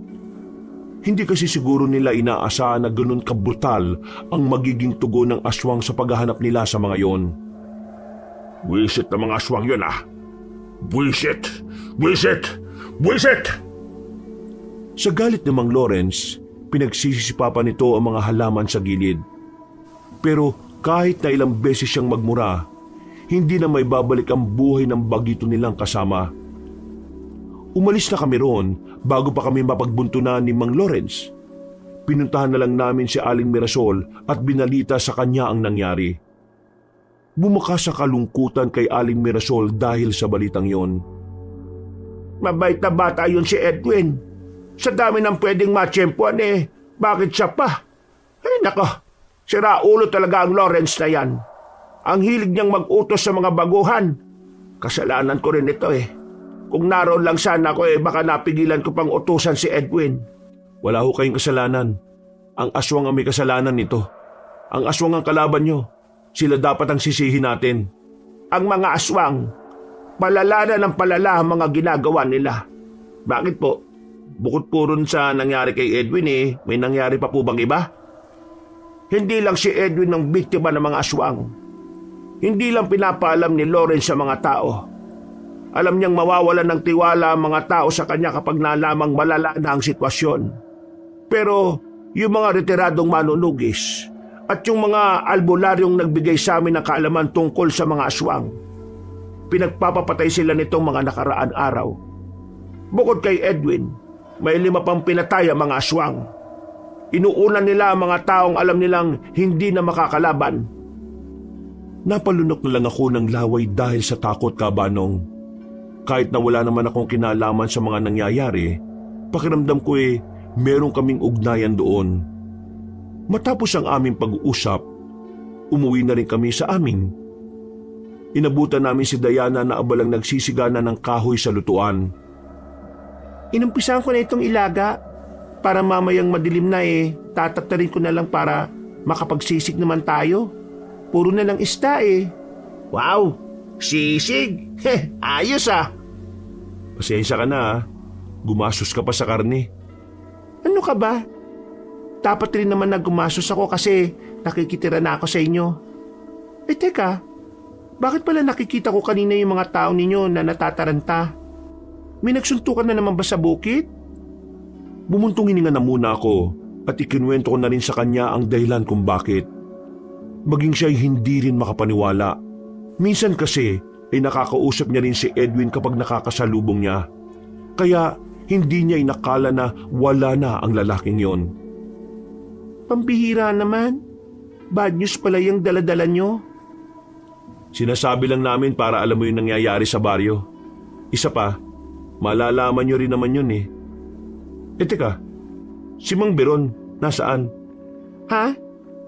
Kanina nandyan lang yan Sinilip namin sa loob si Mang Beron, pero sa kasamaang palad, hindi namin siya nakita roon. Wala rin sa likod bahay na isa sa mga tinatambayan niya. Medyo nag-alala na kami kasi hindi naman ugali ni Mang Beron na umalis nang hindi nagpapaalam. Kaya naman lumabas kami at hinanap si Mang Beron. Kung kani-kanino na kami nagtanong, pero wala ni isa sa kanila ang nakapagturo. Mga bandang 7:00, naisipan na naming umuwi na muna dahil medyo delikado na rin sa labas. Napapansin ko, napapadalas yung pag-alis ni Mang Beron sa bahay ng walang paalam Hindi kaya nagbalik na yung alaala niya? Kung sakali mang bumalik na yung alaala niya, sana sabihin niya sa atin para naman nakapaganda tayo kung aalis na siya o hindi. Natigil lang ang usapan namin nang matanaw namin si Mang Beron sa kabilang kanto. Ang bilis ng lakad niya, para bang meron siyang inahabol na oras. Lingon din ng lingon sa paligid. Hindi na kami nagsayang ng oras. Tinawag namin siya at agad din naman siyang tumigil. Kanina ka pa namin hinahanap, Mang Beron. Pero saan ka na naman ba nagpunta? Hindi na ito isang beses Baka sa susunod hindi ka na bumalik. Bibili sana ako kanina ng asin kasi wala nang asin sa bahay. Wala kasing magagamit na asin si Diana. Kaso naligaw ako. Sabi na nga doon ang daan, pero wala namang daan doon. Gubat doon Pero sabi naman ng isang lalaki doon daw. Pagpunta ko, wala namang palengke. Kanina pa ako palakad-lakad Hindi ko na alam kung nasaan ako. Nandito ka pa rin sa baryo natin. Nasa dulo ka lang kaya di mo alam. Sana kasi nagpaalam ka kay Diana para alam din niya. Kasi kanina, nakasibangot si Diana. Natakot akong lumapit. Ay nako, kahit ako hindi rin ako lalapit kapag nakasimangot yun Kilala niyo naman si Diana Hindi ka susungitan nun kahit na kailan. Sa susunod, magpapaalam ka, Mang Beron, ha? Nag-aalala din po kasi kami sa inyo, lalong-lalo na ngayon. Dahil sa mga aswang? Bakit niyo po alam? Lagi niyo kasi pinag-uusapan sa bahay. At lagi din ako naroon kaya ako naririnig. O nga naman, to talaga si Nicolas Kung sa bagay. Tara na nga, uwi na. Teka, ano nangyari sa kamao mo? Bakit parang namamagayan? Wala yan. Gagaling din naman niyang kagad. Nabagsakan ng sa likod bahay. Sabi na kasi ngayaan mo ng tambak dun Ikaw talaga, Mang Beron Yan tuloy, nasaktan ka pa. Tara na. Umuwi na tayo. Pagkatapos kumain ibabad po natin yan sa malamig na tubig at lagyan ng langis. Tumungo na lang si Mang Beron sa amin, pero pakiramdam ko nung mga sandaling yon ay merong kakaiba sa kanya. Hindi ko lang matukoy kung ano kasi di naman ako nakakaramdam ng weirdo. Para bang meron lang siyang hindi sinasabi. Pero di ko na lang inusisa. Napapansin ko kasing tensyonado siya. Siguro dahil sa pagkaligaw niya at takot na di na makabalik. Nakahinga na rin kami na maluwag ng gabing yon. Ang buong akala namin ay hindi na siya babalik. Habang kumakain kami, kapansin-pansin na hindi nagsasalita si Mang Beron. Hindi siya gaya sa mga nagdaang araw na talaga namang masaya at ganadong kumain. Para bang meron talagang gumugulo sa kanya. Mang Beron, ayos lang po ba kayo? Natrauma po yata talaga kayo sa pagkawala niyo no? Malaki po kasi talaga tong baryo natin. Kaya kung di mo kawisado maliligaw ka talaga. Oo nga. Kung may mga bagay kang gustong sabihin sa amin pero nahihiya ka o nagdadalawang isip ka, huwag ka mag-alinlangan ha. Makikinig naman kami sa iyo Hindi ka namin huhusgahan. Tumungo lang si Mang Beron. Si Diana at Lito naman ay naguguluhan lang sa sinabi ko. Matapos namin kumain, nauna nang pumasok sa silid si Mang Beron. Ni hindi man lang kami kinausap. Hinayaan na lang din namin dahil baka gusto niya lang talaga mapag-isa. Kinabukasan, pagdating namin sa bukid, nakita na naman namin ang mga tauhan namin na nagkukumpulan. Meron na naman silang pinag-uusapan. At nang tanungin namin sila, hindi namin naiwasang hindi panindigan ng balahibo. Ano yun? Aswang na naman ang natagpo ang patay sa gubat?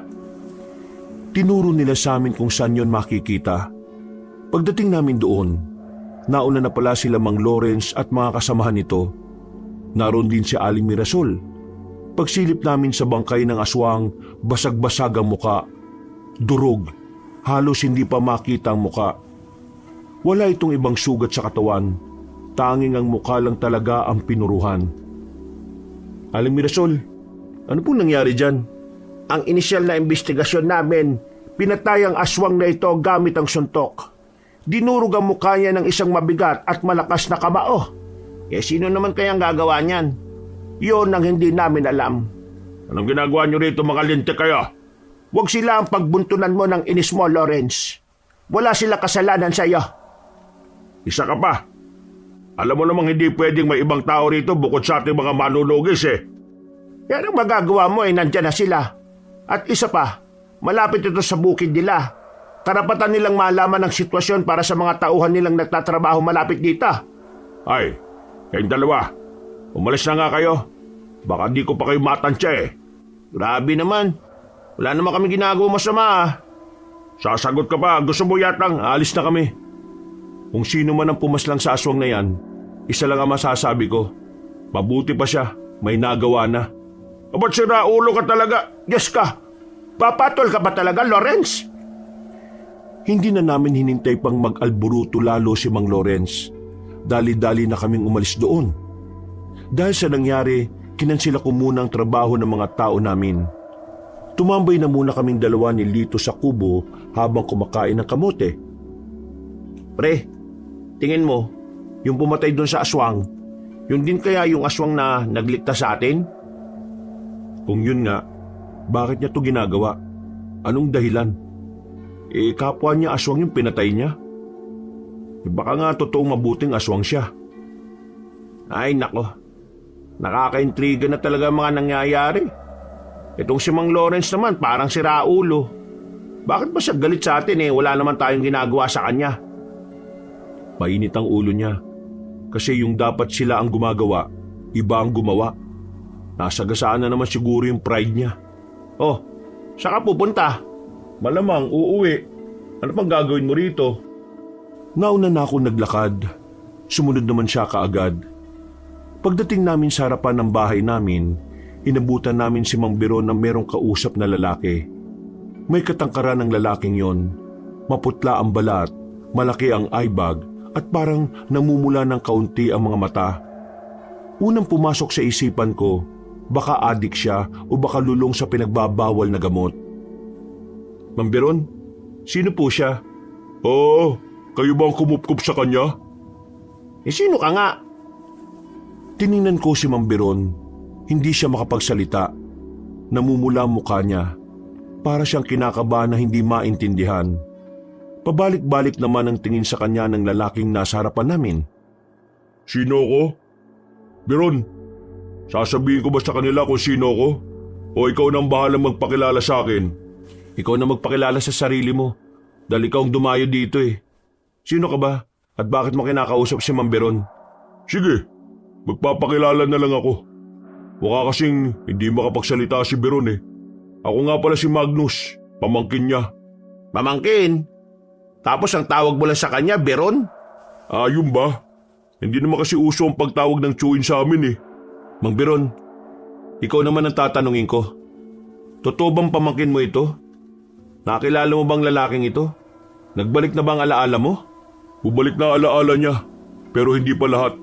Ang di niya talaga naaalala ay kung sino talaga siya. Pwede bang manahimik ka muna? Si Mang Biron ang tinatanong namin eh. Oo. Pamangkin ko siya. Biglang inakbayan ng lalaki si Mang Biron, pero halata naman sa mukha niya na hindi siya komportable. Ang lalaki naman ay para bang natutuwa pa sa ginawa niya. Narito ako para sunduin siya. Siyempre, namimiss na siya ng iba naming mga kamag-anak. Ang tagal na rin kasi siyang nawala mula nang maaksidente siya at nawala ng alaala. Ngayon bumabalik na mga alaala niya, nakakasiguro ko na mas madali niya matatanggap kung saan ba talaga siya nararapat. Paano naman kaming makakasiguro na totoong pamangkin ka niya? Di ka ba nakikinig? Kasasabi lang niya sa inyo na pamangkin niya ako. Kaya ano bang katunayan ang gusto niyo? Dahil hindi pa lubusang nagbabalik ang alaala niya, may posibilidad din na nagkakamali lang siya sa pagkakaalala sa iyo. Paano nagkakamali? Gusto niyo bang ako pa mismo magsabi sa inyo kung sino siya? Naaalala ko na nga siya. Pamangkin ko siya. Hindi siya nagsisinungaling. Oh, kita niyo na? Sabihin mo nga, Mang Biron, gusto mo bang sumama sa kanya? Kailangan kong sumama sa kanya, pero hindi ngayon. Magnus, hayaan mo muna akong makasama sila kahit 2 araw lang. Sila ang nag-alaga sa akin ng mga sandaling akala ko mawawala na ako sa mundo. Pagtanaw ko lang yon ang utang na loob sa kanila. Masyadong mahabang 2 araw. Namimiss ka na kasi namin eh. Nangungulila kami sa iyo ng lubusan. Kaya hindi na kami makapaghintay. Sabik na kami makakasama ka ulit eh. Bukas ng umaga, babalikan kita ulit at isasama na kita. Wow! Ganon-ganon na lang yun? Matapos naming asikasuhin yan dito, kukunin mo na lang ng basta? Ha! Ayos ka rin ha? Ano bang dapat kong gawin bago siya kunin? Bigyan ka ng medal para sa pagiging mabuting tao? O sige, bukas pagbalik ko, magdadala ako ng 2 medal para sa inyong 2. Ba't loko to ah? Dito, tama na. Hayaan na natin sila. Bukas ng umaga, aalis na si Mang Biron. Yun! Ang dali naman palang kausap tong isang to eh. Tama yan. Kasi sa totoo lang, ayoko rin naman nagsasayang ng oras eh. Mabuti naman at nagkakaintindihan tayo. O paano? Mauna na ako. Biron, bukas ha. Tumupad ka sa usapan. Pasipul-sipul pa ang lalaki habang naglalakad na ito palayo. Agad ko namang binalingan ng tingin si Mang Biron. Basang-basa ko sa mukha niya na meron siyang hindi sinasabi. Kaya hindi pa kami nakakapasok sa loob ng bahay ay agad ko nang kinumpronta si Mang Biron. Mang Biron, tumingin ka nga sa mga mata ko. Alam kong meron kang hindi sinasabi. Kahit na sandali pa lang tayo nagkakakilala, kabisado na kita kung nagsasabi ka ng totoo o hindi. Kailangan mo magsabi ng totoo sa amin, Mang Biron. Kasi kung hindi ka rin namin matutulungan. Hindi. Wala. Ayos lang ako. Kitang-kita sa mukha mo na hindi totoo yung sinasabi mo eh. Sabi mo sa amin kung alin sa mga alaala mo ang bumalik. Masama ang kutob ko sa taong yun eh. Hindi ako kampante na ibigay ka sa kanya. Napaupo na lang si Mang Biron sa gilid. Aligaga ang mga mata niya. Hindi siya mapalagay, kaya Nilapitan ko siya. Hinawakan ko ang kamay niya at saka pinakalma. Mga ilang minuto lang din naman ay naging kalmado na siya. Bumuntong hininga muna siya bago tuluyang nagsalita. Totoong pamangkin ko siya. Ang naalala ko, siya ang huling kasama ko nung gabing bago ako mabagok. Naalala ko, halos 1 buwan akong palaboy na wala akong nakikilala kahit na sino. Basta may pakiramdam ako na ayaw ko nang bumalik sa kanila. Wala ka bang naalala kung bakit? Wala eh. Yung mga dahilan kung bakit ako natatakot kapag kaharap siya hindi ko rin maalala. Pakiramdam ko, hindi ako ligtas sa kanya. Yung katauhan mo raw, wala rin? Wala. Hindi ko rin maalala talaga. Ang alam ko lang, pamangkin ko siya at meron akong mga kamag-anak. Kapag bumalik siya rito, kami nang bahala sa kanya. Wag! Hindi niyo siya kakayanin. Mapapahamak lang kayo. Ang mabuti pa, aalis na lang ako rito para hindi na kayo madamay pa. Anong klaseng tao ba yung Magnus na yan? Miyembro ba siya ng sindikato kaya takot na takot ka? Basta, nakikiusap ako. Makinig kayo sa akin. Iwasan niyo siya. Huwag niyo siyang kakalabanin. Kung ano man ang dahilan kung bakit, nandito kami para protektahan ka, ha? Mang Beron, isa kang pamilya sa amin, kaya hindi namin hahayaan na may manakit sa'yo ulit. Kahit na napakalma na namin siya noong mga sandaling yon, ramdam ko pa rin na hindi pa rin mapanatag ang kanyang kalooban. Pagsapit ng hapon, makakarap kami sa pagkainan pero hindi nagsasalita si Mang Beron. Malalim ang iniisip niya. Parang wala rin siyang ganang kumain. Iniintindi na lang din namin dahil ayaw rin naman namin siyang mas lalo pang may stress. Pagkatapos ng kainan, dumiretso na siya sa silid niya. Ni hindi na rin niya kami kinausap pa. Hindi na rin nagpaalam. Hayaan niyo na muna. Ngayong unti-unti na niyang nakikilalang sarili niya, asahan niyong mas magiging magulong isip niya. Kapag ayos na siya, kakausapin niya rin naman kayo eh. Oh, doon na muna ako sa amin matutulog ngayong gabi ah. Naroon naman ang mga pinsan ko eh. Sasamahan ko sila. Malayo pa ang biyahe nila para lang dalawin ako. Lito, hatid mo nga to. Ay nako, wag na. Kayo naman. Saka malapit lang naman. Marami pa rin namang tao sa labas eh. O di ba? Ayaw niya talaga? Mamaya nga pala mga bandang 11:00 babalik ako dito. Ihatid ko lang yung salad. Sana gising pa kayo noon. O sige, maraming salamat na kaagad ah. Kumaway pa sa amin si Diana na maglakad na rin siya paalis. Kami naman ay bumalik na lang sa loob. Magkasama pa rin kami ni Lito sa iisang silid dahil nasa kwarto ko pa ang mga gamit ni Diana. Nag-uusap lang kami pero kalaunan nakaramdam na rin kami ng antok. Nagising na lang kami bandang 12:00 ng gabi dahil sa makailang beses nakatok ni Diana sa pintuan. Naku naman, buksan niyo na to, hoy! Oh, bakit ka ba nagwawala? Dahil ba sa salad, mambubulabog ka? Si Mang Beron, nakita ko siya sa bahay ni Tatay Fidel. Nasa bakuran siya. Kagaya nila Mang Lawrence parang may hinahanap din siya. Pero parang may kakaiba kay Mang Beron Hindi na ako lumapit. Natakot ako kasi bigla na lang siyang may inamoy sa lupa habang gumagapang ng marahan. Ha? Sigurado ka ba sa nakita mo? Epekto ba ng salad yan? Ano, sasama ba kayo para makita siya o magtatanungan lang tayo? Binitiwan na muna ni Diana ang isang mangkok ng salad. Agad-agad naman kaming nagtungo sa kinaroroonan ni Mang Beron. Pagdating namin doon, nakita namin siya sa bakuran ni Tatay Fidel. Nasa gilid siya, nakatayo at may hawak-hawak ng bagay. Sa harapan niya ay merong hukay na sa tingin namin ay doon galing ang hawak niyang parang malaking itlog na kasing laki ng pakwan.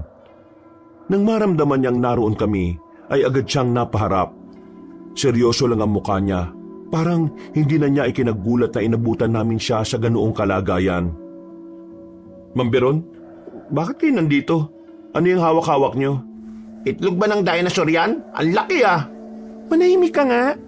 Yan din ba hinahanap nila Mang Lawrence dito? Naalala ko na ang lahat. Ang pinagmulan ko at kung sino ba talaga ako. di maganda kung ganon. Kalimutan niyo na ako. Ho? Anong sinasabi niyo? Ang pagtatagpo ng mga landas natin ay malaking pagkakamali. Dahil maaari kayong mapahamak. Ano ba kasing naalala niyo? Saan ka ba talaga nagmula at sino ka ba? Para naman maintindihan namin kung bakit kailangan ka namin kalimutan. Itong hawak ko. Ako ang naglagay nito sa bakuran ng inyong Tatay Fidel. Nakakilala kami noon sa isang pistahan. Mabait siya, kaya nagtiwala ko sa kanya. Hanggang isang araw, kinailangan kong itakbo ito mula sa mga kamag-anak ko. Si Fidel ang tanging tao na nalapitan ko. Pumayag siya na dito ibaon ang bagay na ito dahil alam niya na kapag ito ay mapasakamayin ng mga kamag-anak ko, mas maraming buhay ang malalagay sa panganib. Ano ba kasi yung bagay na yan? Ito ay isang sanggol na hindi patuloy ang nabubuo ang katawan. Ngunit hindi ito basta-basta sanggol. Ito ay walang buhay. Pero kapag ito ay ibinabad sa ilalim ng dugo ng mga tao, ito ay muling mabubuhay at kapag ito ay nabuhay, mahirapan ang mapigilan na ang mga manunugis na pigilan ito. Ang nilalang na ito ay isang maalamat na aswang. Sa sinabi niyang yun, ay agad na nagtindigan ng balahibo ko, Kabanong. Sa ideya pa lang na may alam siya sa mga nilalang na yun, ay nababahala na ako. Nilapitan ko siya, pero pinahinto niya ako. Naintindihan ko na. Kagaya kanila Aling Mirasol, pinipigilan mo rin ang kasamaan ng mga aswang. Ang pagkakapareho lang namin ay ang pagnanais na magkaroon ng kapayapaan. Pero kahit na kailan, hindi kami magiging magkauri. Dahil sila ay mga manunugis at ako naman ay isang aswang. Parang nanlambot ang tuto sa sinabi niyang yun, Kabanong. Hindi ako makapaniwala na nanggaling sa kanya ang mga salitang ayaw naming marinig. Sandaling namayan ang katahimikan. Humangin din ng malakas at tila makikisabay pa ang panahon dahil bigla na lang kumulog. Ano hong sabi niyo? Mang Biro naman, huwag ka nga magbiro ng ganyan. Kulang lang yan sa kain. Hindi ako nagbibiro. Ang narinig niyo ay yun ang katotohanan. Diana, yung umaali-aligid sa bahay mo nung gabing yon. Ako yon. Binantayan kita dahil may isang aswang na nagmamasid sa labas at kursunada ka. Nicolas at Lito, nung gabing inatake kayo ng aswang habang kasama niyo si Mirasol, ako rin ang aswang na dumating para iligtas kayo. Yung bangkay na aswang na natagpuan na basag ang muka, ako ang may gawa nun. Hindi ka ba nagtataka, Nicolas? Magang-maga ang kamay ko tapos kinabukasan lang gumaling na kaagad. Kung isa kang aswang, Bakit ko ito ginagawa? Hindi ko rin alam. Ang alam ko lang, ito ang tama. Nang mawala ang alaala ko, ang unang pumasok sa isipan ko ay gumawa ng tama. At ang maalala kong isa kong aswang, nagkaroon ako ng dahilan para ipagpatuloy yon. Hindi kami naniniwalang aswang ka. Imposible maging aswang ka dahil walang aswang na kaya maging mabuti. Sinusubukan kong maging mabuti dahil yun ang sinisigaw na kalooban ko. Itong hawak ko, kailangan itong masira. Kailangan hindi na ito mapakinabangan ng pamangkin ko. At para mangyari yon, Natigil ang kanyang sasabihin nang biglang dumating si Magnus. Napansin na lang namin na nasa bubungan na ito. Kaswal lang itong bumaba at nagawa pa talagang sumipol. Napagilid naman kami kagad nang makitang mahaba ang kuko ng lalaking yon. Mukhang nagbalik na talaga ang lahat ng alaala mo, Beron. Alam mo bang halos mabaliw-baliw kami sa kakahanap niyan? Tapos dito mo lang pala ibinaon? Hindi mo mapapakinabangan ito. Hindi ko ito ibibigay sa iyo.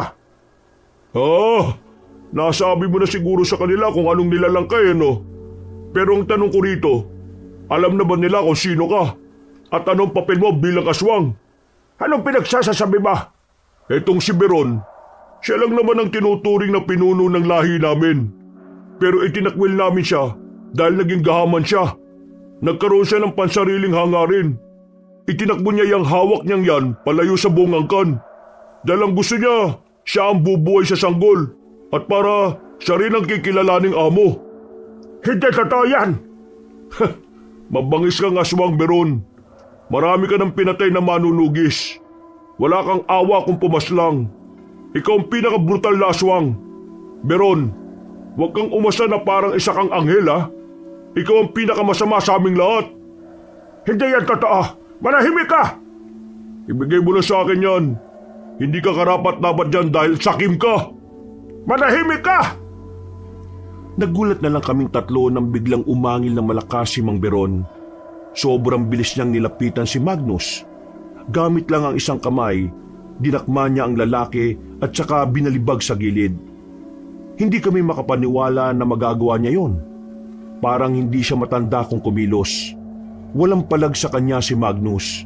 Pero sa hindi namin inaasahang pangyayari, biglang lumapit si Magnus at saka hinablot ako. Malakas ka pa rin talaga no? Sige, tingnan natin ang lakas mo, Beron. Mamili ka. Ibibigay mo sa akin yan o papatayin ko ang mga taong ito. Huwag mong idamay si Nicolas. Lumaban ka ng patas. Patas? Hindi ako tanga, Beron. Alam ko na hindi ako uubra sa'yo. Kasi nga, hindi ba, ikaw ang pinakamalakas at pinaka-brutal na aswang. Kaya kung ayaw mong mamatay ang taong ito, ibigay mo sa akin ang itlog na yan. Wag! Kung totoo mang malalagay sa alanganin na maraming buhay, wag mong ibibigay sa kanya. Mas malaga ang buhay ng nakararami kaysa sa isang buhay lang. Nicolas! Diyos ko, wag! Huwag niyo siyang sasaktan. Siya! Pakakawalan ko siya. Basta ibigay mo sa akin yan. Sinabi na pakawalan mo siya eh! Isang maling galaw, patay to! Wag! Wag mo siyang sasaktan, Magnus! Sinasabi ko sa'yo! Ang kulit mo rin naman kasi. Ibigay mo na kasi sa akin yan para wala na tayong problema. Nakita ko na lang na binitiwan ni Mang Beron ang hawak-hawak niyang itlog. Agad naman akong itinulak ni Magnus papunta kay Mang Beron. Kinuha naman ito ang itlog at agad-agad na umalis. Hahabulin pa sana niya yon pero napatigil siya nang natanaw niyang paparating ang mga manunugis. Sabi ko na isusumbong tayo ng ali kanina na nakatingin dito eh. Pambira ka naman. Bakit ngayon mo lang sinabi? Hindi rin naman siya aalis kanina kung sinabi ko kaagad eh. Mauna na kayo. Dalian niyo. Hindi, sasama ka sa amin. May pag-uusapan tayong dalawa. Hindi na nakapalagpas si Mang Beron. Hinawakan ko na ang kamay niya at nagmamadali na kami makalis doon bago pa kami makita nila Mang Lawrence. Umuwi kami sa bahay. Isinarado namin ang pintuan pati na rin ang mga bintana. Bakit mo binigay yung itlog na yon? Akala ko ba maraming buhay ang mapapahamak? Mahalaga ang buhay mo para sa akin. Mas mahalaga ang buhay na nakararami kaysa sa buhay na nag-iisa lang. Buhay ng mga taong alam kong kamumuhian lang din ako kapag nalaman na isa kong aswang. Mas pipiliin na kita dahil alam kong hindi niyo ako huhusgahan. Diyos ko naman, Mang Beron, no? Alam mo, Mang Beron, wala kaming pakialam kung aswang ka. Ikaw pa rin ang nakilala naming inosente at mabait. Tama si Diana. Walang nagbago sa tingin namin sa'yo. Hindi. Hindi niyo ko dapat purihin. Masama ako. Binabawi ko na sinabi ko kanina. Ngayon, napatunayan ko ng kaya palang maging mabuti ng isang aswang. At ikaw ang katibayan. Naalala ko na ang lahat. Totoong sinabi ni Magnus. Ako ang pinuno ng aming lahi. At naging brutal at mabangis ako habang kinikilala nila akong ama ng aming lahi. Kaya lumayo na kayo sa akin. Masama akong aswang. Kahit na anong oras ay maaari ko kayong paslangin. Ngayong naalala mo ng lahat, may kasamaan ka pa rin bang nararamdaman sa puso mo? Hindi ko alam. Dapat alam mo. Nicolas, mukhang alam nila Mang Lawrence na si Mang Beron ng aswang. Kailangan na nating umalis. Papunta na yata sila rito. Hindi. Ako lang naman ang kailangan nila. Ako ang aalis. Mang Beron, kailangan ko itong gawin. Hindi na niya hinintay pang pigilan ko siya. Dali-dali na niyang binuksan ang bintana at saka umalis. Isang minuto lang, biglang nagbukas ng pwersahan ng pintuan namin. Pumasok sila Mang Lawrence at hinalughog ang bahay namin. Nang hindi nila makita si Mang Beron, ay hinawakan niya ako sa kwelyo. Hinila niya ako palabas. Ano ka ba? Bakit maras ka na naman sa kanya? Kausapin mo na maayos. Wala kang pakialam, Mirasol. Etong taong ito, nag-aalaga ito ng aswang. Anong sinasabi mo? Hindi ko alam, huwag ka na magkaila. Merong nakakita sa inyong matandang sinasabi mong tiyuhin mo hindi mo talaga kadugo. Dahil ang matandang yon ay isang aswang. Nasaan siya? Ituro mo! Wala kaming alam. Oo, inalagaan namin si Mang Beron. Pero wala kaming kaalam-alam kung ano siya. Pero kung akong tatanungin, mas pipiliin ko pa si Mang Beron kaysa sa'yo. Kaya niyang maging mabuti. Kaysa naman sa'yo. Wala akong pakialam. Isa pa rin siyang aswang at isa pa rin siyang banta sa kaligtasan ng mga tao. Kunin niyo tatlong ito. Teka, ano gagawin niyo sa kanila? Malaki ang pagkakasala nila. Kung hindi nila inilihim ang tungkol sa aswang na yon, napatay na sana natin yon. Hindi si Mang Beron ang tunay niyong kalaban, kundi si Magnus. Nasa kanya na ang itlog ng kinalalagyan ng maalamat na aswang. Kapag hindi niyo yung pinigilan, malalagay sa alanganin ng buhay ng nakararami. Manahimik ka! Wala kang alam sa nangyayari. Sige na! Dalhin niyo ang tatlong yan! Kahit subukan naming magpumiglas, ay wala rin kaming nagawa. Kinaladkad nila kami at dinala sa bakuran ni Mang Lawrence at tinali ang kamay namin sa haligi. Ano bang ginagawa mo, Lawrence? Illegal ang pagtali mo sa kanila dyan. Pakawala mo sila. Wala kang pakialam. Mali ang ginawa nila kaya kailangan nilang pagbayaran. Saka lang sila makakalis dyan kapag naubos na ang mga aswang. Mga bata, tara! Hanapin na natin ang aswang na si Beron. Yung iba naman magbantay lang rito. Ikaw naman, Mirasol. Huwag mo lang tangkain na pakawalan ng mga yan kasi hindi rin kita sasantuhin. Umalis sila Mang Lawrence at naiwan naman si Aling Mirasol doon. Sinabi na namin sa kanya lahat ang nangyari. Naintindihan naman niya kami. At kagaya namin, naniniwala din siyang mabuting aswang si Mang Beron. Tumagal ang 2 araw, wala kaming ligo-ligo habang nakagapos pa rin doon. Marami na ring taong nagagalit sa amin dahil sa kumalat na protektor daw kami ng aswang. Nangangati na ako. Hindi pa ba tayo makakawala rito? Kalalaki mong tao ang arte-arte mo. Si Aling Mirasol lang ang pag-asa natin. Hintayin na lang natin siya kung ano magagawa niyang paraan. Gabi wala pa rin siya. Ano na kayo nangyari dun? Magsasalita pa sana ako nang biglang may dumating na isang manunugis. Nag-abiso ito sa iba nilang kasama. Nabahala naman kami nang malaman na ang mga aswang daw ay paparating na. Nasa gubat na raw ang mga yon. Matapos yon, bigla kaming nakarinig ng malakas na angil na galing pang kagubatan. Kakaiba at nakakatakot talaga ang angil na yon. Pakiramdam ko, nabuhay na ang maalamat na aswang. Nang maalarma na ang mga manunugis, ay siya namang dating ni Aling Mirasol. Anong nangyayari, Aling Mirasol? Totoo nga. Totoong buhay na ang maalamat na aswang. Kinakalaban siya ng grupo ni Lawrence. Pero hindi sila makaubra. Patatakasin ko kayo at iligtas niyo mga sarili ninyo. Mabilis na kinalagan kami ni Aling Mirasol. Agad kaming umalis doon. Dadalhin niya sana kami sa bahay niya pero sa daraanan namin ay meron ng mga aswang. Umiwas kami ron. Gumilid kami at sandali munang nagtago sa gilid. Hindi ko sila kakayanin kung ganyan sila karami. Kung isa-isa lang baka pwede pa. Diyos ko, mga aswang ba talaga mga yan? Nakakatakot. Kailangan mo masanay, Diana. Bawal ang matatakotin sa ganitong sitwasyon. Aling Mirasol, sumama ka na lang sa amin sa pagtakas. Delikado din ang buhay mo. Baka kung ano pa mangyari sa'yo dito. Hindi pwede. May sinumpa na akong tungkulin na kahit na anong mangyari, hindi ko aabandonahin ang tungkulin na tinanggap ko. Kailangan ako ng mga kasama ko. Kaya matapos ko kayong maihatid, babalikan ko sila. Muli kaming sumilip sa labas. Nang masiguro naming wala na nga ang mga aswang, agad-agad na rin kaming tumakbo. Pero hindi pa rin kami nakakalayo, meron na naman kaming nakitang aswang na nakasampa sa bubong ng bahay. Tumilapon ito at tumarang sa daraanan namin. Lito, ikaw na munang bahala kay Diana. Bakit? Anong gagawin mo? Tutulungan ko si Aling Mirasol. Sigurado ka ba? Hindi, pero kailangan ko tong gawin. Hindi nagtagal biglang lumusob ang aswang sa amin. Mabilis namang hinugot ni Aling Mirasol ang kanyang itak. Sinubukan niyang tagain ang aswang pero hindi niya yon tinamaan. Sa halip ay siya pa ang naitulak nito ng malakas. Wala naman akong sinayang na pagkakataon. Umatake rin ako sa aswang na gamit lang ang kamao. Sinuntok ko siya at dahil hindi siya makatingin sa akin, tinamaan ko siya sa panga. Kita naming nakaramdam siya ng pagkahilo. Kaya noong mga sandaling yun ay agad namang nakabangon si Aling Mirasol. Buong puwersa niyang nilapitan ulit ang aswang at saka tinaga. Sa pagkakataon na ito ay tinamaan na niya yon sa balikat. Umangil ng malakas ang aswang, kaya ang ginawa ulit ni Aling Mirasol, sinaksak niya na yon gamit ang itak. Kalaunan, namatay din ang aswang. Papatakas na sana kami nang biglang dumating naman si Magnus. Nakakatakot ang ngiti niya.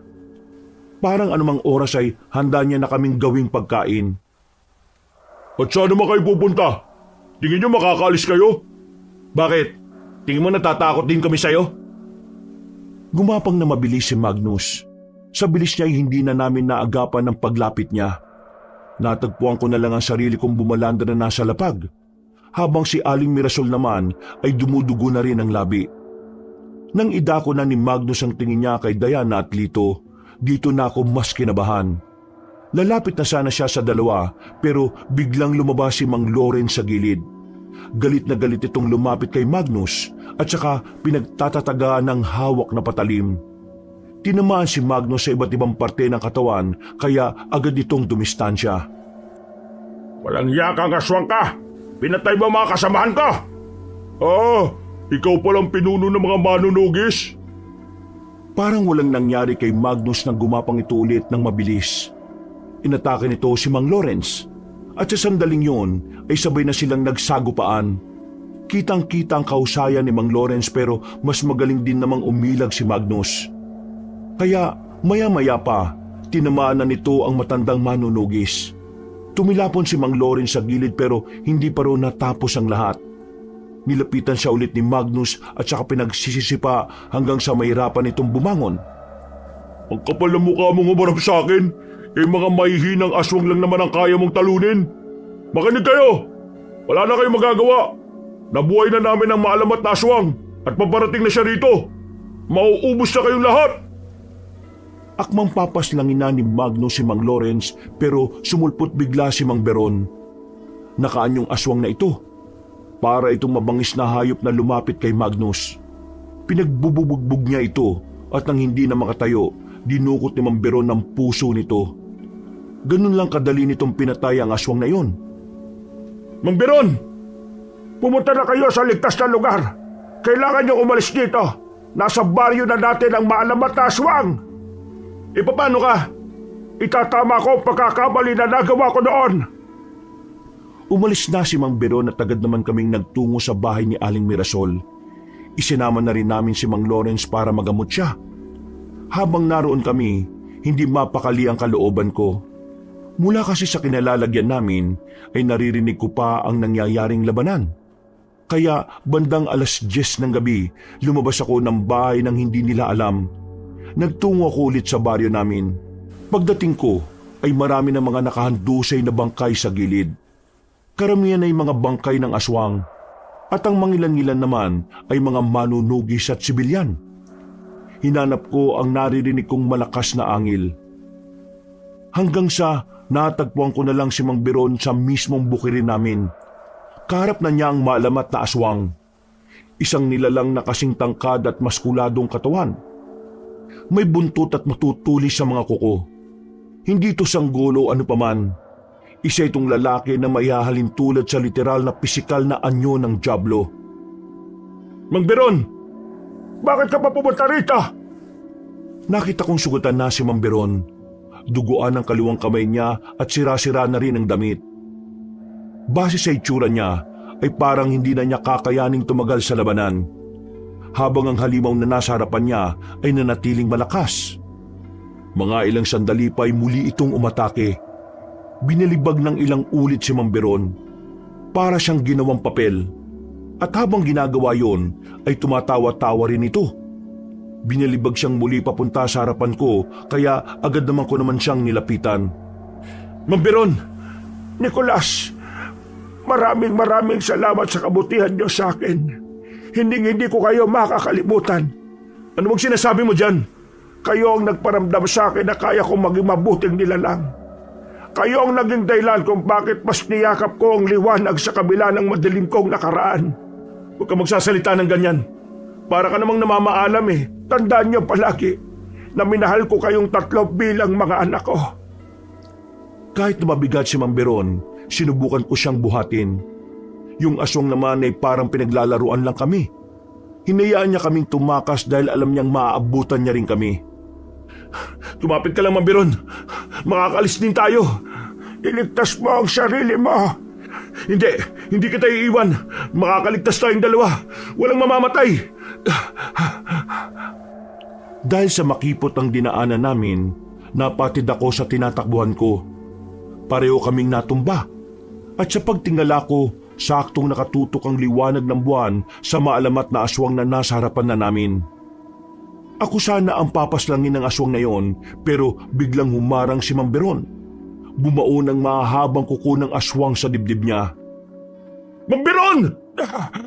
Hindi mo masasaktan si Nicolas! Nagulat na lang din ako sa ginawa niya. Ibinaon niya rin ang kanyang mahahabang kuko sa dibdib ng nilalang. Umagil din siya ng malakas. Maya-maya pa, sabay nilang dinukot ang puso ng isa't isa. Pagbagsak ni Mang Beron ay wala na rin siyang buhay. Ganon din ng kalaban niya. Mang Beron! Wag! Huwag ka mamamatay! Mang Beron! Huwag mo naman itong gawin, no! Pakiusap! Ayoko na mawalan pa ng magulang! Mang Beron!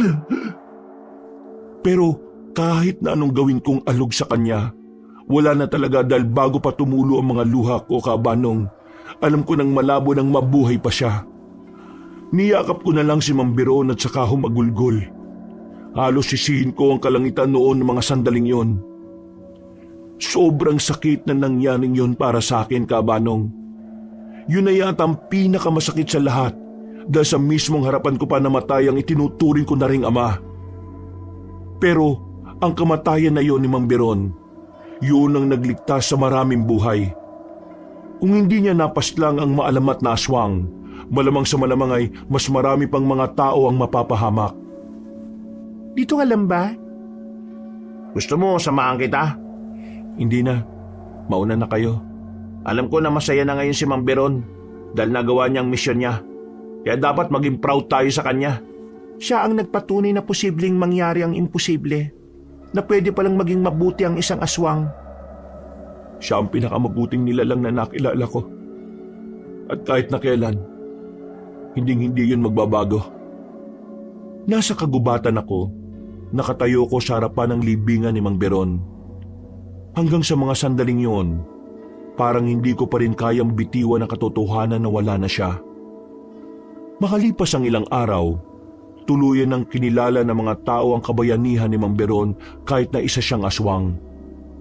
Si Mang Lawrence naman ay napatalsik na bilang pinuno dahil sa dami ng nalagas na manunugis.